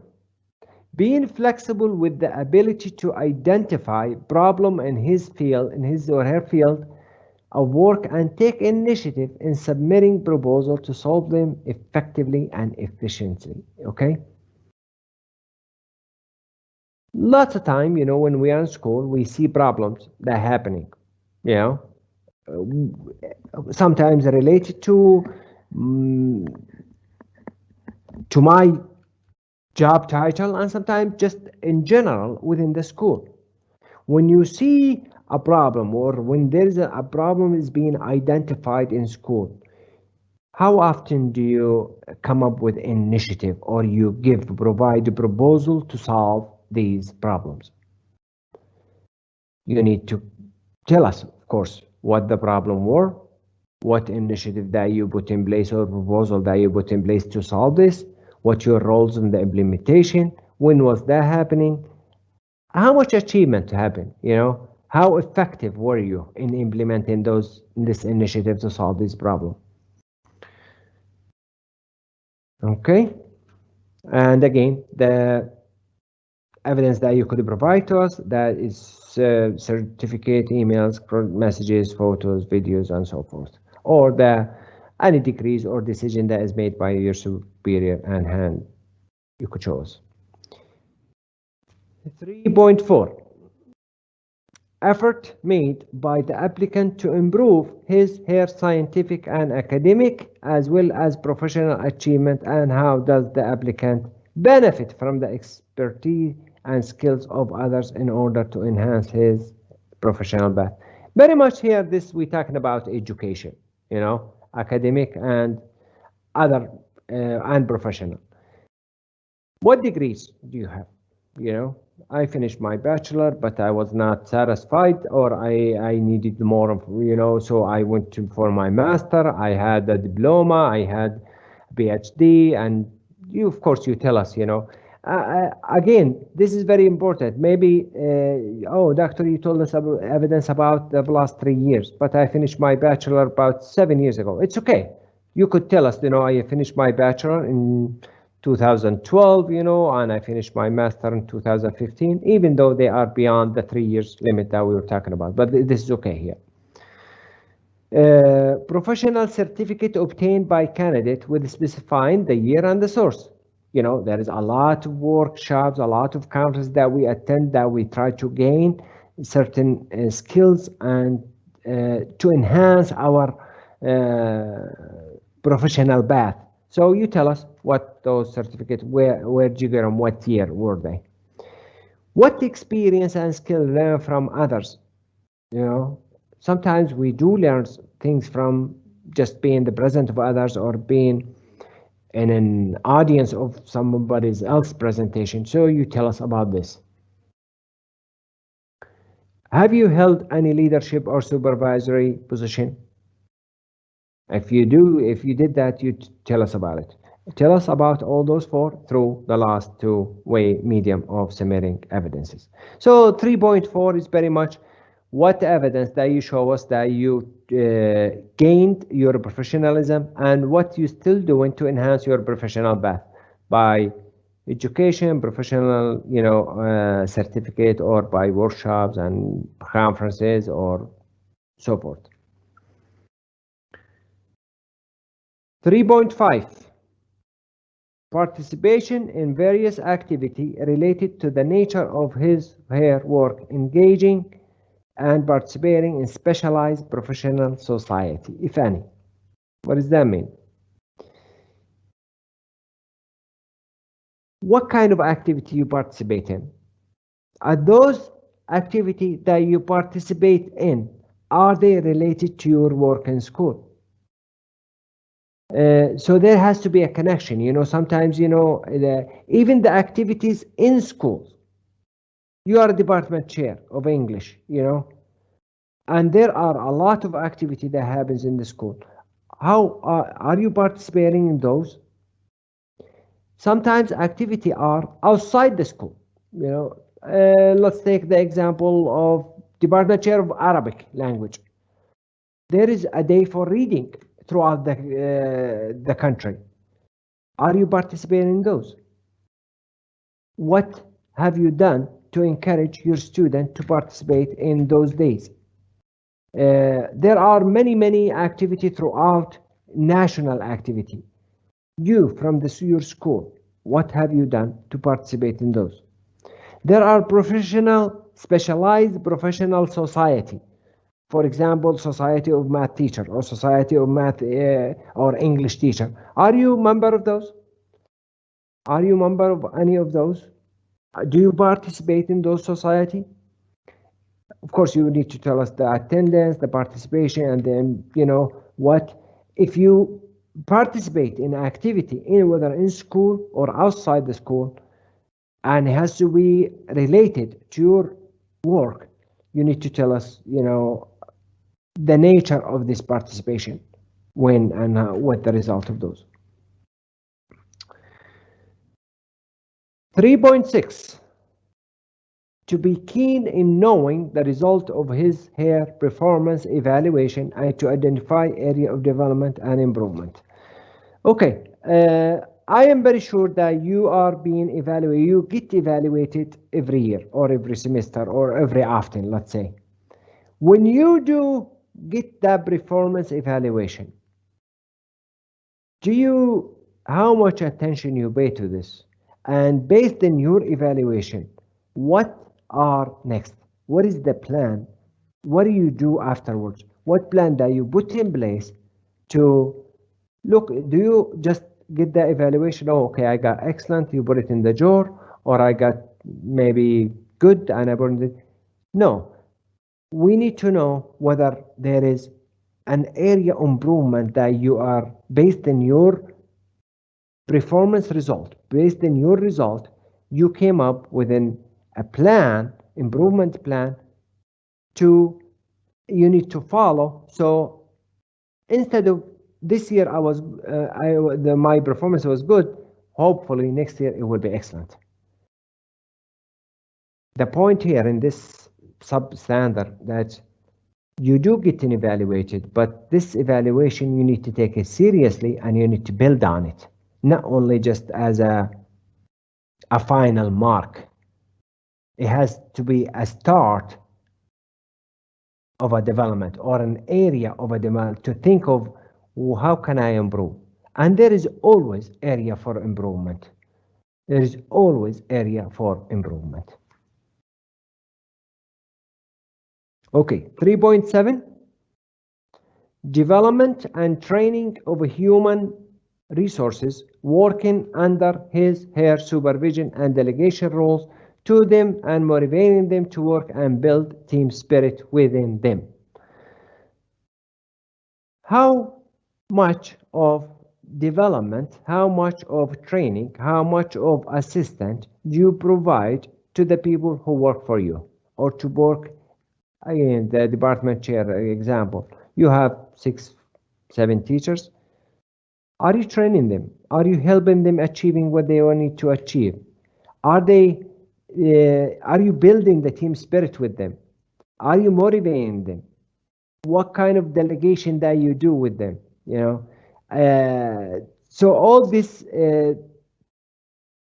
very important, because are you transferring the things that you know to them? This is what we mean. Or maybe there is certain element of the job requirement that you're doing every year. Are you sharing this knowledge with them? Are they learning? Are you training them to become very much a department chair themselves?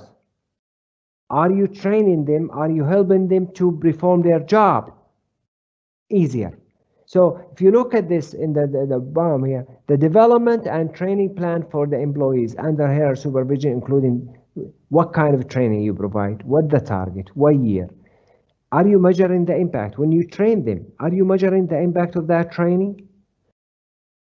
What kind of motivational method that you have or implemented for your for your people who are working for you, let's say.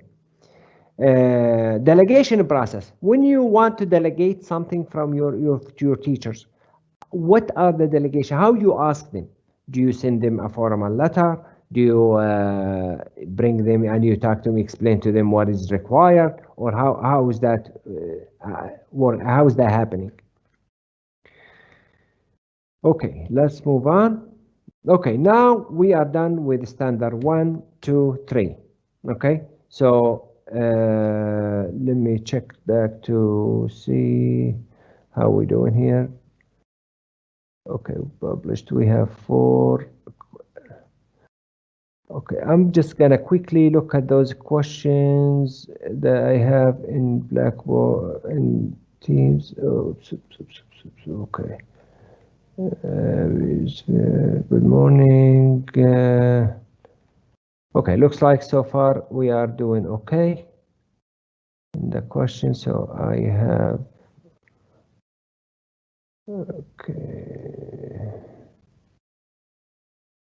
okay, let's go back. Now we'll move to standard 4.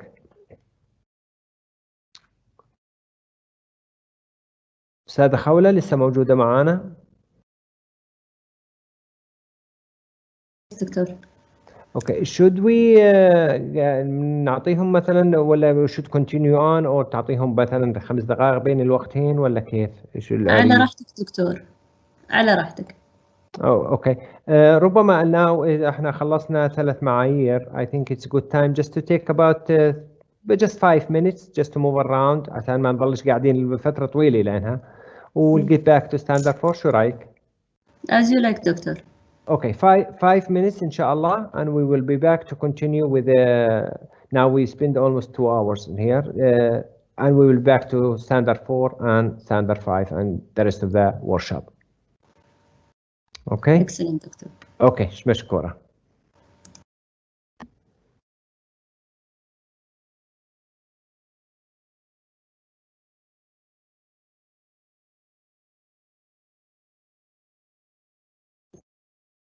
السلام عليكم. عليكم السلام دكتور، بس لحظة ارفع لك الصورة. يلا we're back إن شاء الله.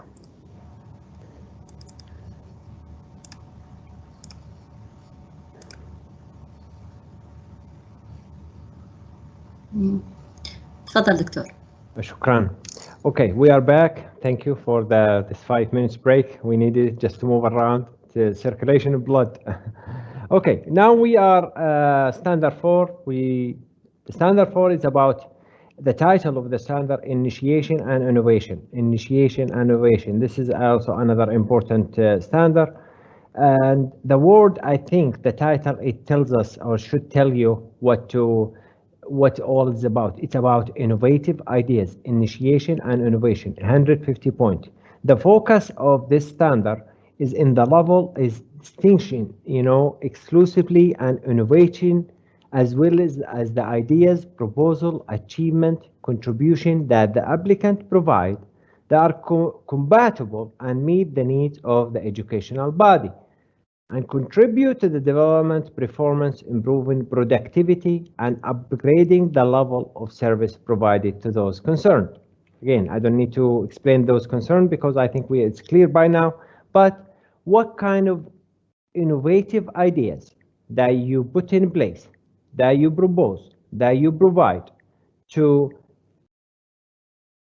your institution to develop to contribute those ideas, how they are contributing to the development, to the performance, to the productivity, to upgrade, to help, or to make the work or the level of service in your school better. Think always in innovative ideas, not any ideas. What kind are they different? Are those ideas different?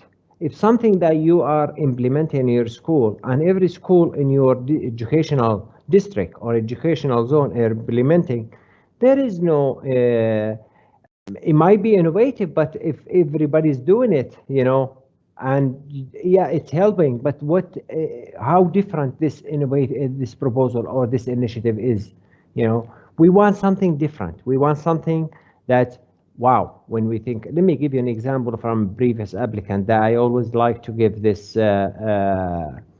One of the applicant in the past, she was working with deaf student, okay? So when we for this standard, she came up with an idea that Sheikh Mohammed bin Rashid, he published several books, several very, very good books in the past. So she wants those deaf people to be able to read those books, but they can't. Her job was, she's a sign language teacher. She's a sign language teacher. What she did, she translated all these books to sign language in a CD, where she provided this CD to all these deaf people to be able to read those those books that they were published by Sheikh Mohammed. This is very innovative idea. This is something done, and I think she's the only one who's done that. So this is huge. This is big. You need to think always big. There are some ideas, some proposal that has been around Educare, they practice, but yeah, they're doing the job. They are maybe making the job easier, but those ideas, they are very, let's say, excuse my word, maybe they are generic. Generic, they are maybe passed down to you from the Ministry of Education or from another colleagues, but I want to see your creativity here. We want to see how creative you are in making or upgrading the service that you provide to concerned, to these concerned, to the students, to teachers, to parents. Do you have any innovative ideas? There are certain substandards in this. The first one, sustainability in introducing and developing innovative initiative ideas and proposals or circumstances. When we say sustainability, it's not enough that, oh, you know what, I proposed an idea and it was good 3 years ago and that's it, I'm done. Are you routinely, annually, or maybe every semester that you come up with something to upgrade the services? Are you bringing initiative? Are you implementing or trying some project, some methodology, something in your school to help achieve the goals of your institution? Innovative, creative initiative. What do we want? We want the year that you try to implement, the source of innovation or innovative. What are they? Is it from you? You came up with the idea? Is it your principal, your institution? Maybe they told you, okay, we want to implement or try this idea.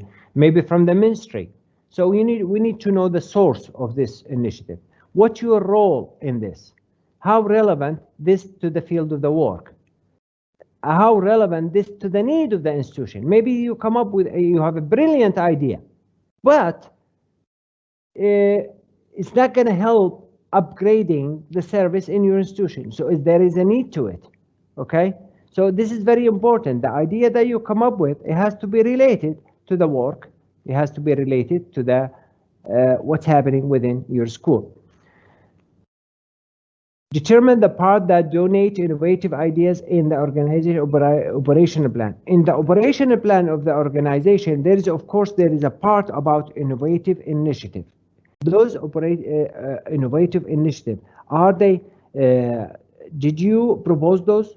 What's your role in those? How you planning to implement those? What are the impact or what the result of those? Evidence that you could provide to this, again, certificate, mails, and so forth. So think different, think big. The innovative and creative initiative presented by the applicant related to his or her work are relevant to the strategy of education and the need of stakeholders. Again, are those ideas that you propose, are they related? Are they related to the work of your institution? It has to be related to your job description, and related to what's happening in the school. You are a department chair. You are coming up with an idea, but this idea is not, I mean, it has to be related to your department, maybe, you know, or to the overall institutional mission, institutional goal, institutional need. Is it fitting? Is it helping your institution achieving what they want to achieve? Those proposals, those ideas, they have to be continuous. They have to be in the past 3 years, the year, when was it implemented, your role, and how did you develop this initiative? How did you implement this initiative? What mechanism did you put in place to implement this? How did you measure the impact of this initiative?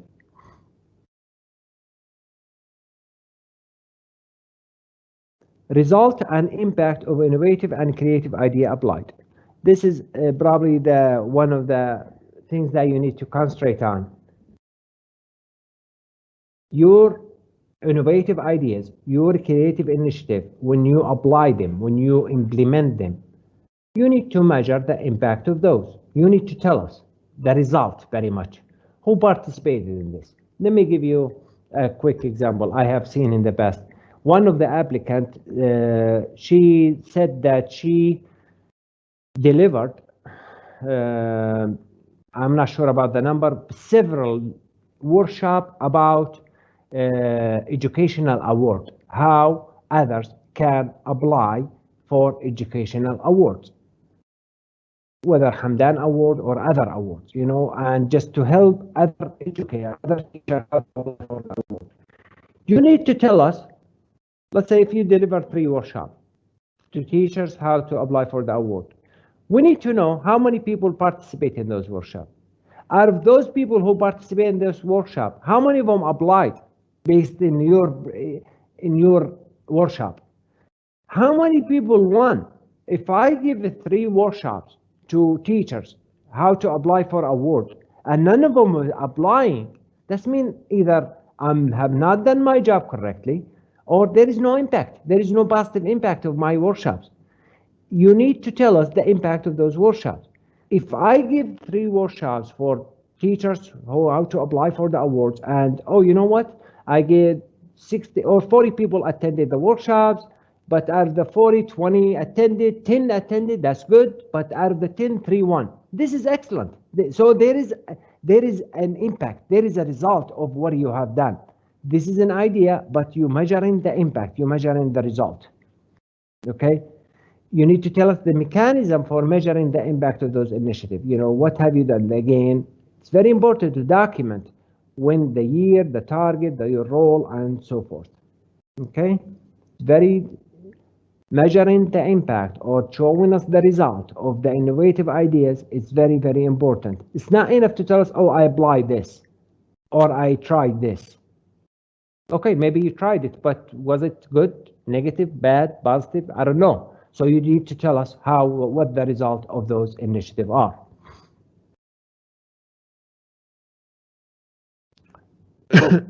Excuse me. 4.4, cooperation in various fields, related fields, which facilitate and simplify work procedures. Again, what idea you put in plan, to collaborate with others? What ideas you put, you as a department chair of English department, what kind of collaboration that you have with the personnel? What kind of, how are you working with other head departments to how you are organizing or communicating with them to achieve the overall goal of the institution? What idea you putting together, to simplify the work of the institution or that you're working together? You need to tell us what those ideas, what year, your roles, and the percentage of collaboration, the idea behind the initiative, the target, who were the target audience, and so forth.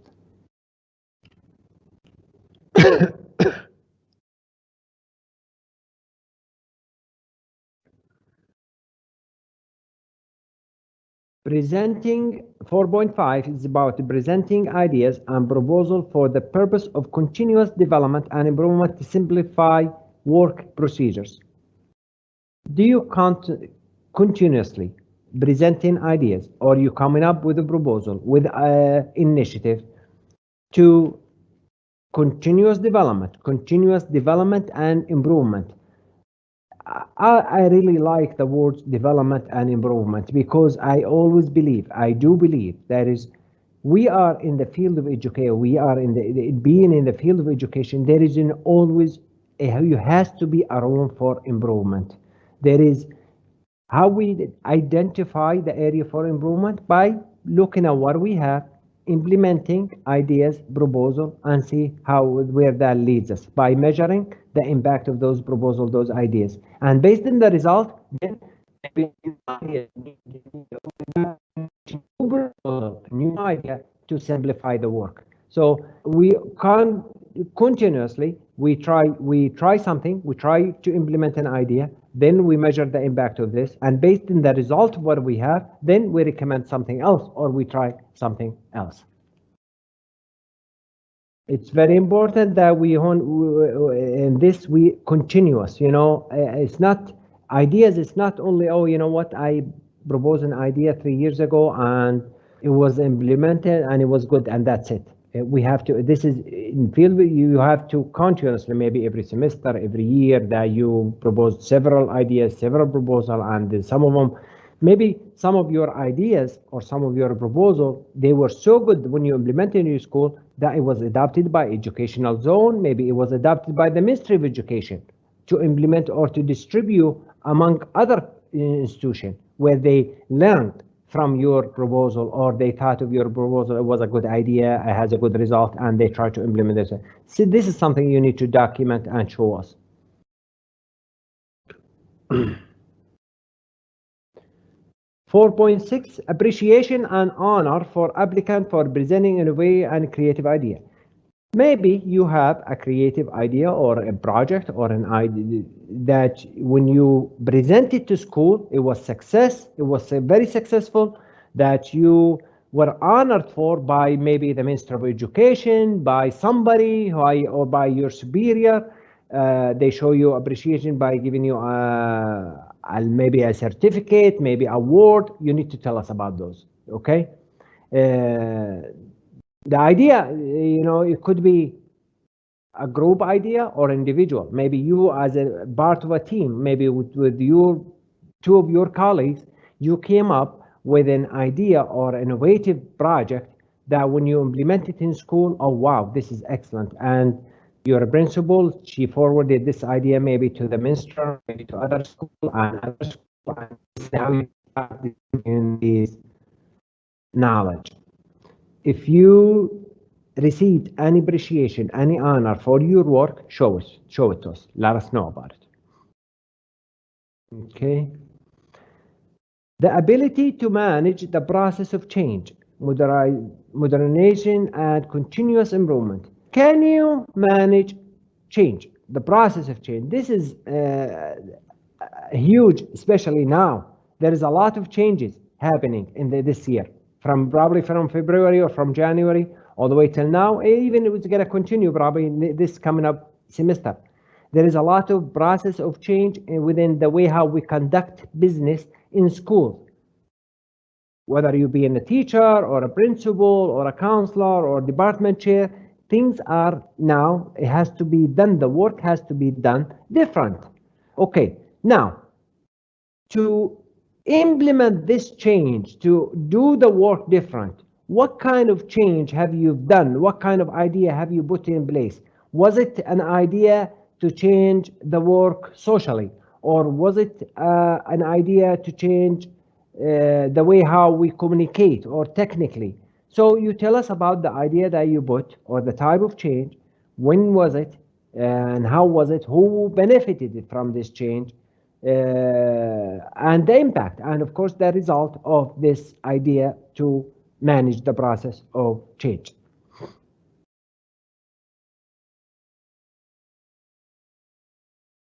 Okay, now that we'll probably finish standard 4, so we finish standard 1, 2, 3, 4, and now we go to the final, the 5th and final standard, which is community participation and responsibility, which is 150 points. Community participation and responsibility. Quick summary or a quick overview of the standard. This focus in the degree to which you, as an educator, the educator will assume her job responsibility in unusual circumstances. Her voluntarily participation in community activity and event sponsored by the educational body. Unusual circumstances. An example of what's happening with the COVID-19 is unusual circumstances. Okay? What are you doing to assume your responsibility in this unusual circumstances? How much volunteer participation are you providing in the community? There are each institution that we have, regardless with, they have event that is maybe outside the schools. Are you volunteering to those?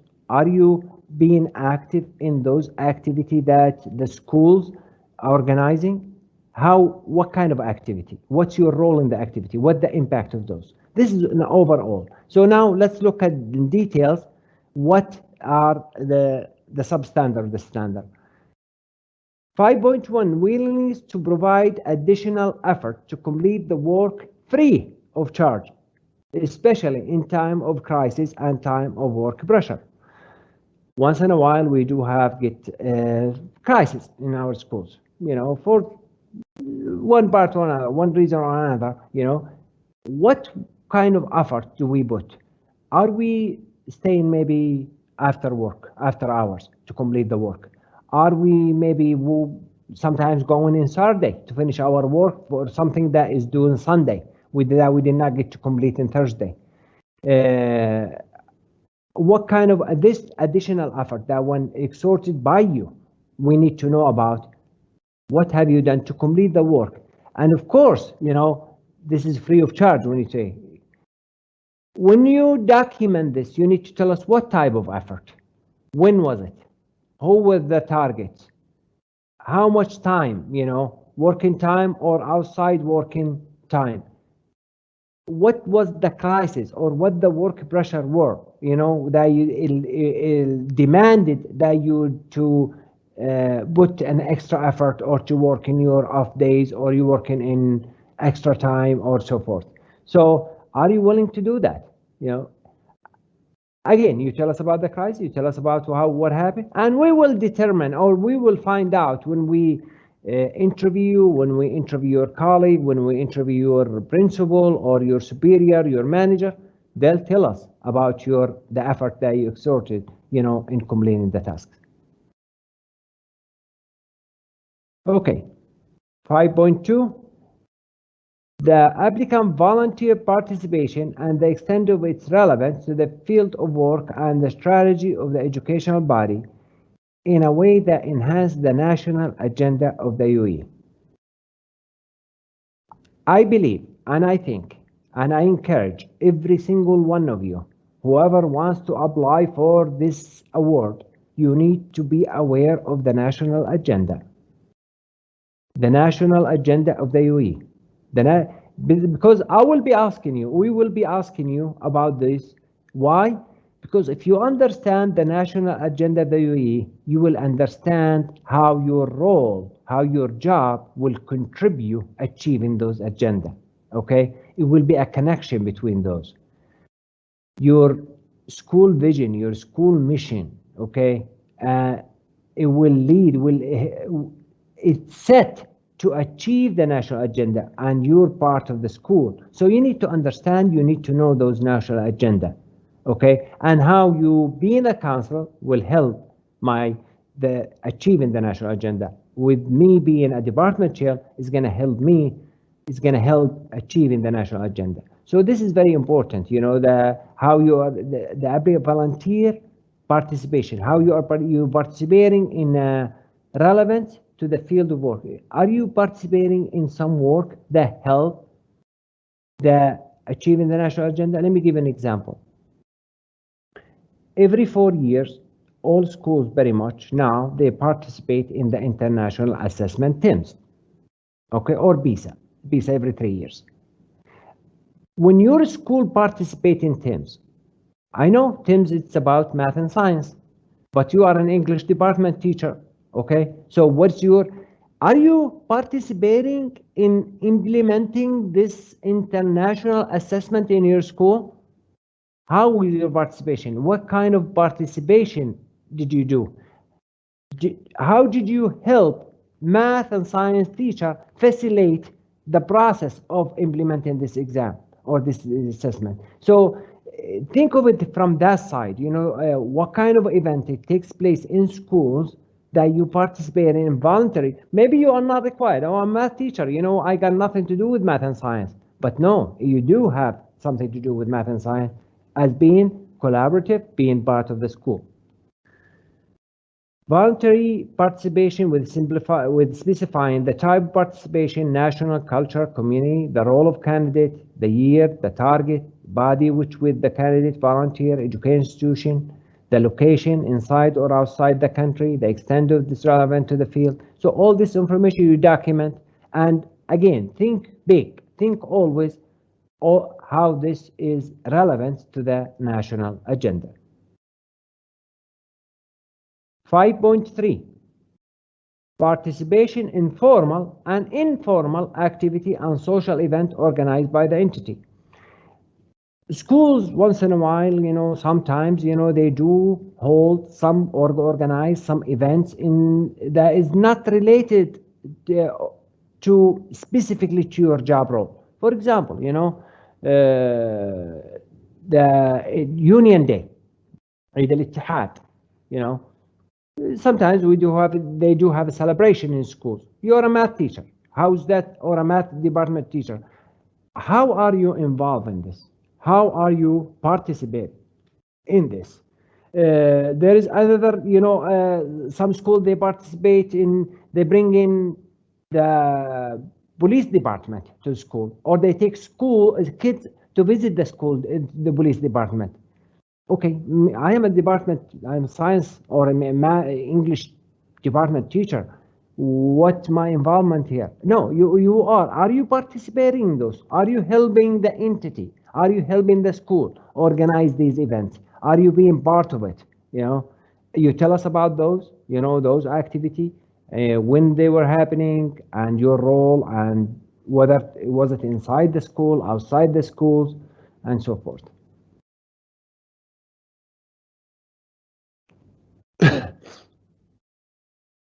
5.4, participation in and proposing initiative related to the nature of his or her external party.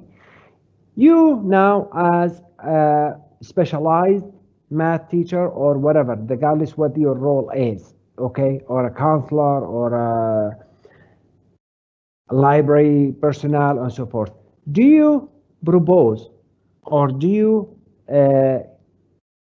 provide ideas or initiative related to your work to outsider external parties. External party, for example, how many of your ideas were implemented in a school in your neighborhood? How many of your ideas did you share? I am a personnel of a library. I'm the person who's in charge of the library in my school, okay? And I came up with an idea to organize, for example, the e-library or e-books in our system, and it was brilliant. Did I share this with other personnel or the library personnel in a school of a different zone? What efforts did I put in place to distribute this new methodology to other Emirates? Okay, I am in Dubai, and I have a brilliant idea about organizing the library. Do librarian in Ajman, for example, know about this? How would I know? How can I communicate this? Do you have any effort that you could show us that you trying to provide this or distribute this knowledge to others? 5.5, certain additional effort in the crisis facing the education institution as striving to improve its image and preserve its reputation. Again, I think we touched on this in several part of the other standard. Once in a while, schools or educational, they face difficulties. They face crises. Maybe it could be a technical crisis, maybe just like what we have in now, health crisis, maybe it could be funding crisis, or so. What efforts do you put in place to minimize the effect of those crises in the educational procedure that happening in schools? What efforts that you put in place to help preserve or to keep the reputation of your school is in a good way, or to keep the image or to improve the image of your school? Even there is a crisis in my school, but I still put in effort. I still trying to do whatever it takes to keep the image of my school as an excellent one, and the reputation is high. Okay, so now this brings us to the end of the 5 standards and their substandards. So again, those 5 standards, as a quick reminder, they are 1,000 points all a total. Look at them again, and the breakdown, the allocated points for each standard, and think smart. Be very smart when you're trying to provide the evidence for standard 1, for example, standard 3. We have 300 points, 250 points, and 150, 150. Standard 2, 4, 5, 150 points each, and standard 1 and 3, 300 and 250 points. Knowing this 1,000 points, you need to think, okay, I need to write a summary statement or introductory summary of 150 and 100 words, and based on this, I need to allocate that the writing should be reflecting the point also. So if you want to think of it this way. This year, the 23rd, the cycle 23 for Hamdan bin Rashid Al Maktoum, the foundation for distinguished academic. And there is an announcement, as you heard. We all know we are living, or we going through a pandemic that is affecting all of us, affecting students, affecting parents, and teachers. Everybody is being affected, and I wanna at this point to encourage and remind all of us that the safety of our kids, the safety of our teacher, and the safety of you is very, very important to us and important to the country as a whole. Knowing that, because of this, what's happening, there is a big shift and there is a big change in the educational practices that it's happening. That almost suddenly, overnight, in March, they decide, okay, we stop school and now we go into distance learning or online learning, and now we have to adjust as teachers, as principals, as parents, as students. It was kind of chaos, at the beginning. And you were in school, you were in Educare, in school or institution. This So the Hamdan Award or the Hamdan Foundation this year, they came up with a standard, an additional standard. They called it a standard of exceptional practice during the COVID-19. Exceptional practice during the COVID-19. You could earn up to 200 points in this, up to 200 points in additional to the 1,000 that we covered in the 5 standard. So we need to know during this COVID-19, which is very much from the beginning of the year, very much, we could say from February, March, all the way till this point, or till the time you submit your application. What are the practices, the exceptional practices that you provided, that you proposed, that you been part of, were implemented in your school to make the learning and the teaching process keep going effectively as if they were face-to-face? Okay, so what kind of things that we're looking for here? I'm going to give you a little bit about what are just general details about this, what can you provide here. This standard of exceptional practice is worth 200 points. This is an additional 200 points, okay? What do we have to offer? Presenting an innovative and effective initiative or effort that contribute directly or distinctly to the continuity of education in light of the corona pandemic. Meaning, we need to know what kind of innovative and creative ideas, initiatives that you put in place to continue the education, even if the pandemic is happening. So very much each schools, I'm very sure, and I have seen this, I witness it, you know, they came up with ideas. They used different maybe system, they used maybe different software, they used different way of communication with teacher or with the student, with parents. So we need to know about all this. What can you provide? A maximum of 3 evidence or attachment. Maximum of 3 evidence or attachment with the necessity to adhere to the size of the file specified in electronic system. Remember, I told you the electronic system, there is a size limit for it. So you need to make sure that those 3 additional evidence does not go over the size limit. Another thing that remember, I do want you please not repeat the attachment here that you provided maybe in a standard 4 or standard 1 as an achievement. Standard 4, it talks about innovation and initiation and creativity. And so if you put that idea there, you don't need to include it here. So we don't want you to repeat the evidence from here with a different standard. So this is, the word is very small, so yeah, please forgive me, but I will try to explain them point by point to you. What kind of example that you could provide to us to satisfy this standard, the standard of exceptional practice? Efforts made by you, the Educare, by you to facilitate the process of distance learning and were not within the plan of the ministry. You remember in March when they told us there is, okay, all face-to-face classes, it has to be stopped and we're going to go to online learning. The Ministry of Education gave us or provided several and various plans, various ideas, you know, to schools to implement. And schools, they implemented those and they were fine, you know. So, but we need to know what efforts did you or your school, but you being part of it, you provided to process, to facilitate the process of distance learning, but they were not plan of the ministry. We don't want you to include here, okay, the ministry told us to do this and we've done this and the process was good and the student learned. This is not, we want a process by you, okay?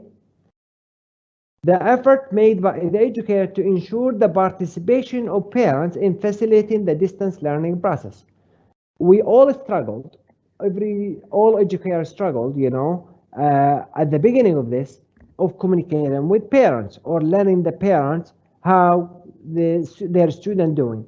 What efforts did you put in place that you kept communicating with parents, or the parents participated in, they were part of the learning process? We want to know if you put any effort or any idea you came up with that parents, they were part of the learning process. The efforts to provide spaces for research, discussion, and collective participation of students for distance learning that are not related to the ministry plan. Again, the ministry, they gave very thankfully, guide to a lot of schools to do this or to implement certain ideas that are related to research, related to the communication with parents and so forth. But I want to know, what are your ideas? What are your initiatives that you put in place to help students or to provide the time, the space, or where students they can do research, where they can discuss, where they can form discussion and to make that distance learning meaningful. Number 4, the programs and application that the educator uses to perform her duty or help students, colleagues, or whoever supervise them in a personal effort. What application, what program do you put in place to use to perform your duty or to help students? Maybe there is a program that we don't know, or maybe there is a program that you try to get an additional program different than what your colleague is using, and you found useful that helped ease the process of learning or distance learning, ease the process of researching, or help the student do research and so forth.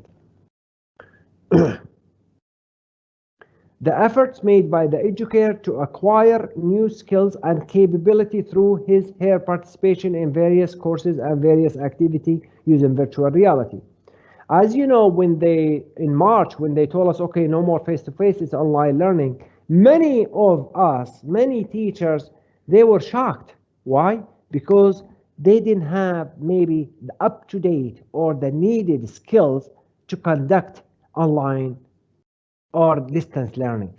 So if for some reason, and you were one of those, or what did you do to start gaining or to try to gain new skills or new capability to perform or to conduct the online lessons where students are benefited from it? So did you enroll online courses, or did you take a course how to in virtual reality? Did you take, how did you attend a session by the Ministry of Education or by somebody how to operate Microsoft Teams, for example, or some other program? We need to know about those. The effort made by the educator to serve education and exchange knowledge locally and externally using virtual reality. Okay, now, how much did you exchange what you know or your knowledge to others, whether here in the state, in the United Arab Emirates, or maybe outside the United Arab Emirates? Maybe you gained an idea about online learning from somebody outsider, or you shared an idea with them. So we need to know about those. Participation in professional society and membership locally and abroad, and his role in them using virtual reality. Did you, because of the shift to online learning or the distance learning, did that make you think of participating or being a member in some kind of an online organization or an online database that provide workshop or training for teacher? So if any of those happening, you need to document this and show it to us.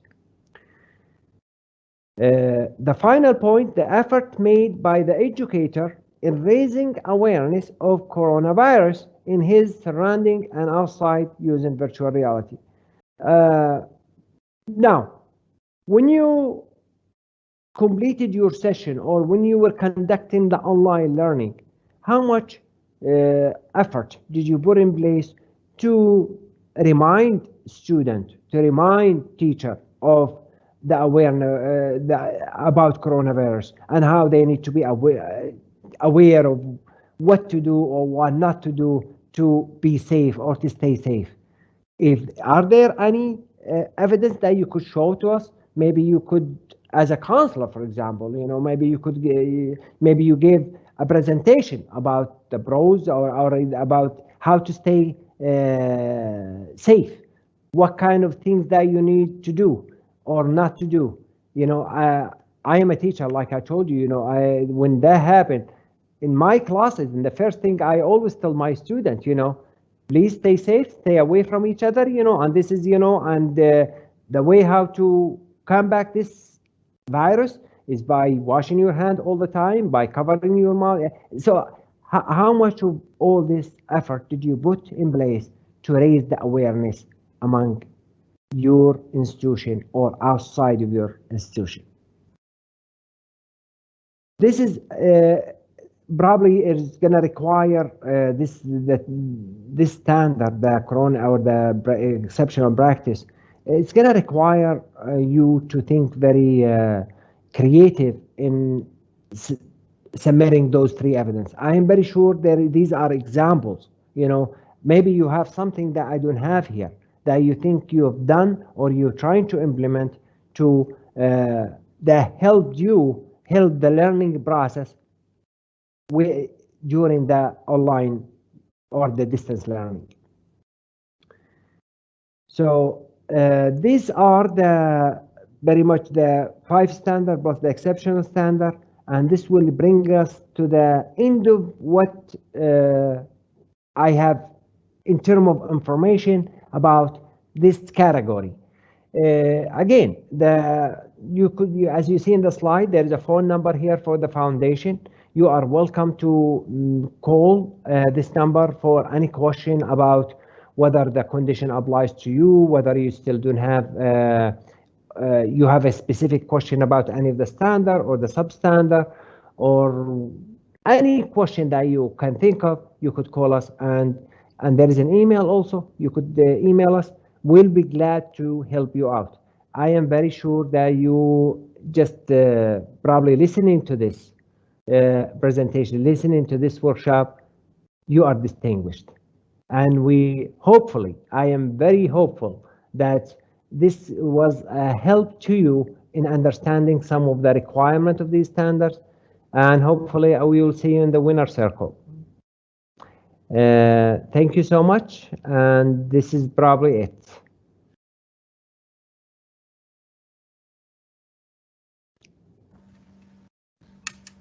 دكتور في مشكلة أظني في الأسئلة في الكويستشن اند انسر في مشكلة. اوكي تفضلي. مش قادرين نقرا الأسئلة. أنا مش مبين عندي ولا شيء الأسئلة. أعتقد إن في مشكلة، فإذا بتختم دكتور. Okay. I think we are done here. So I want to thank everybody. I want to thank all of you for attending, for listening, and I want to thank the foundation for giving us the opportunity to provide this workshop about the Distinguished Educator, and I wish all of you good luck.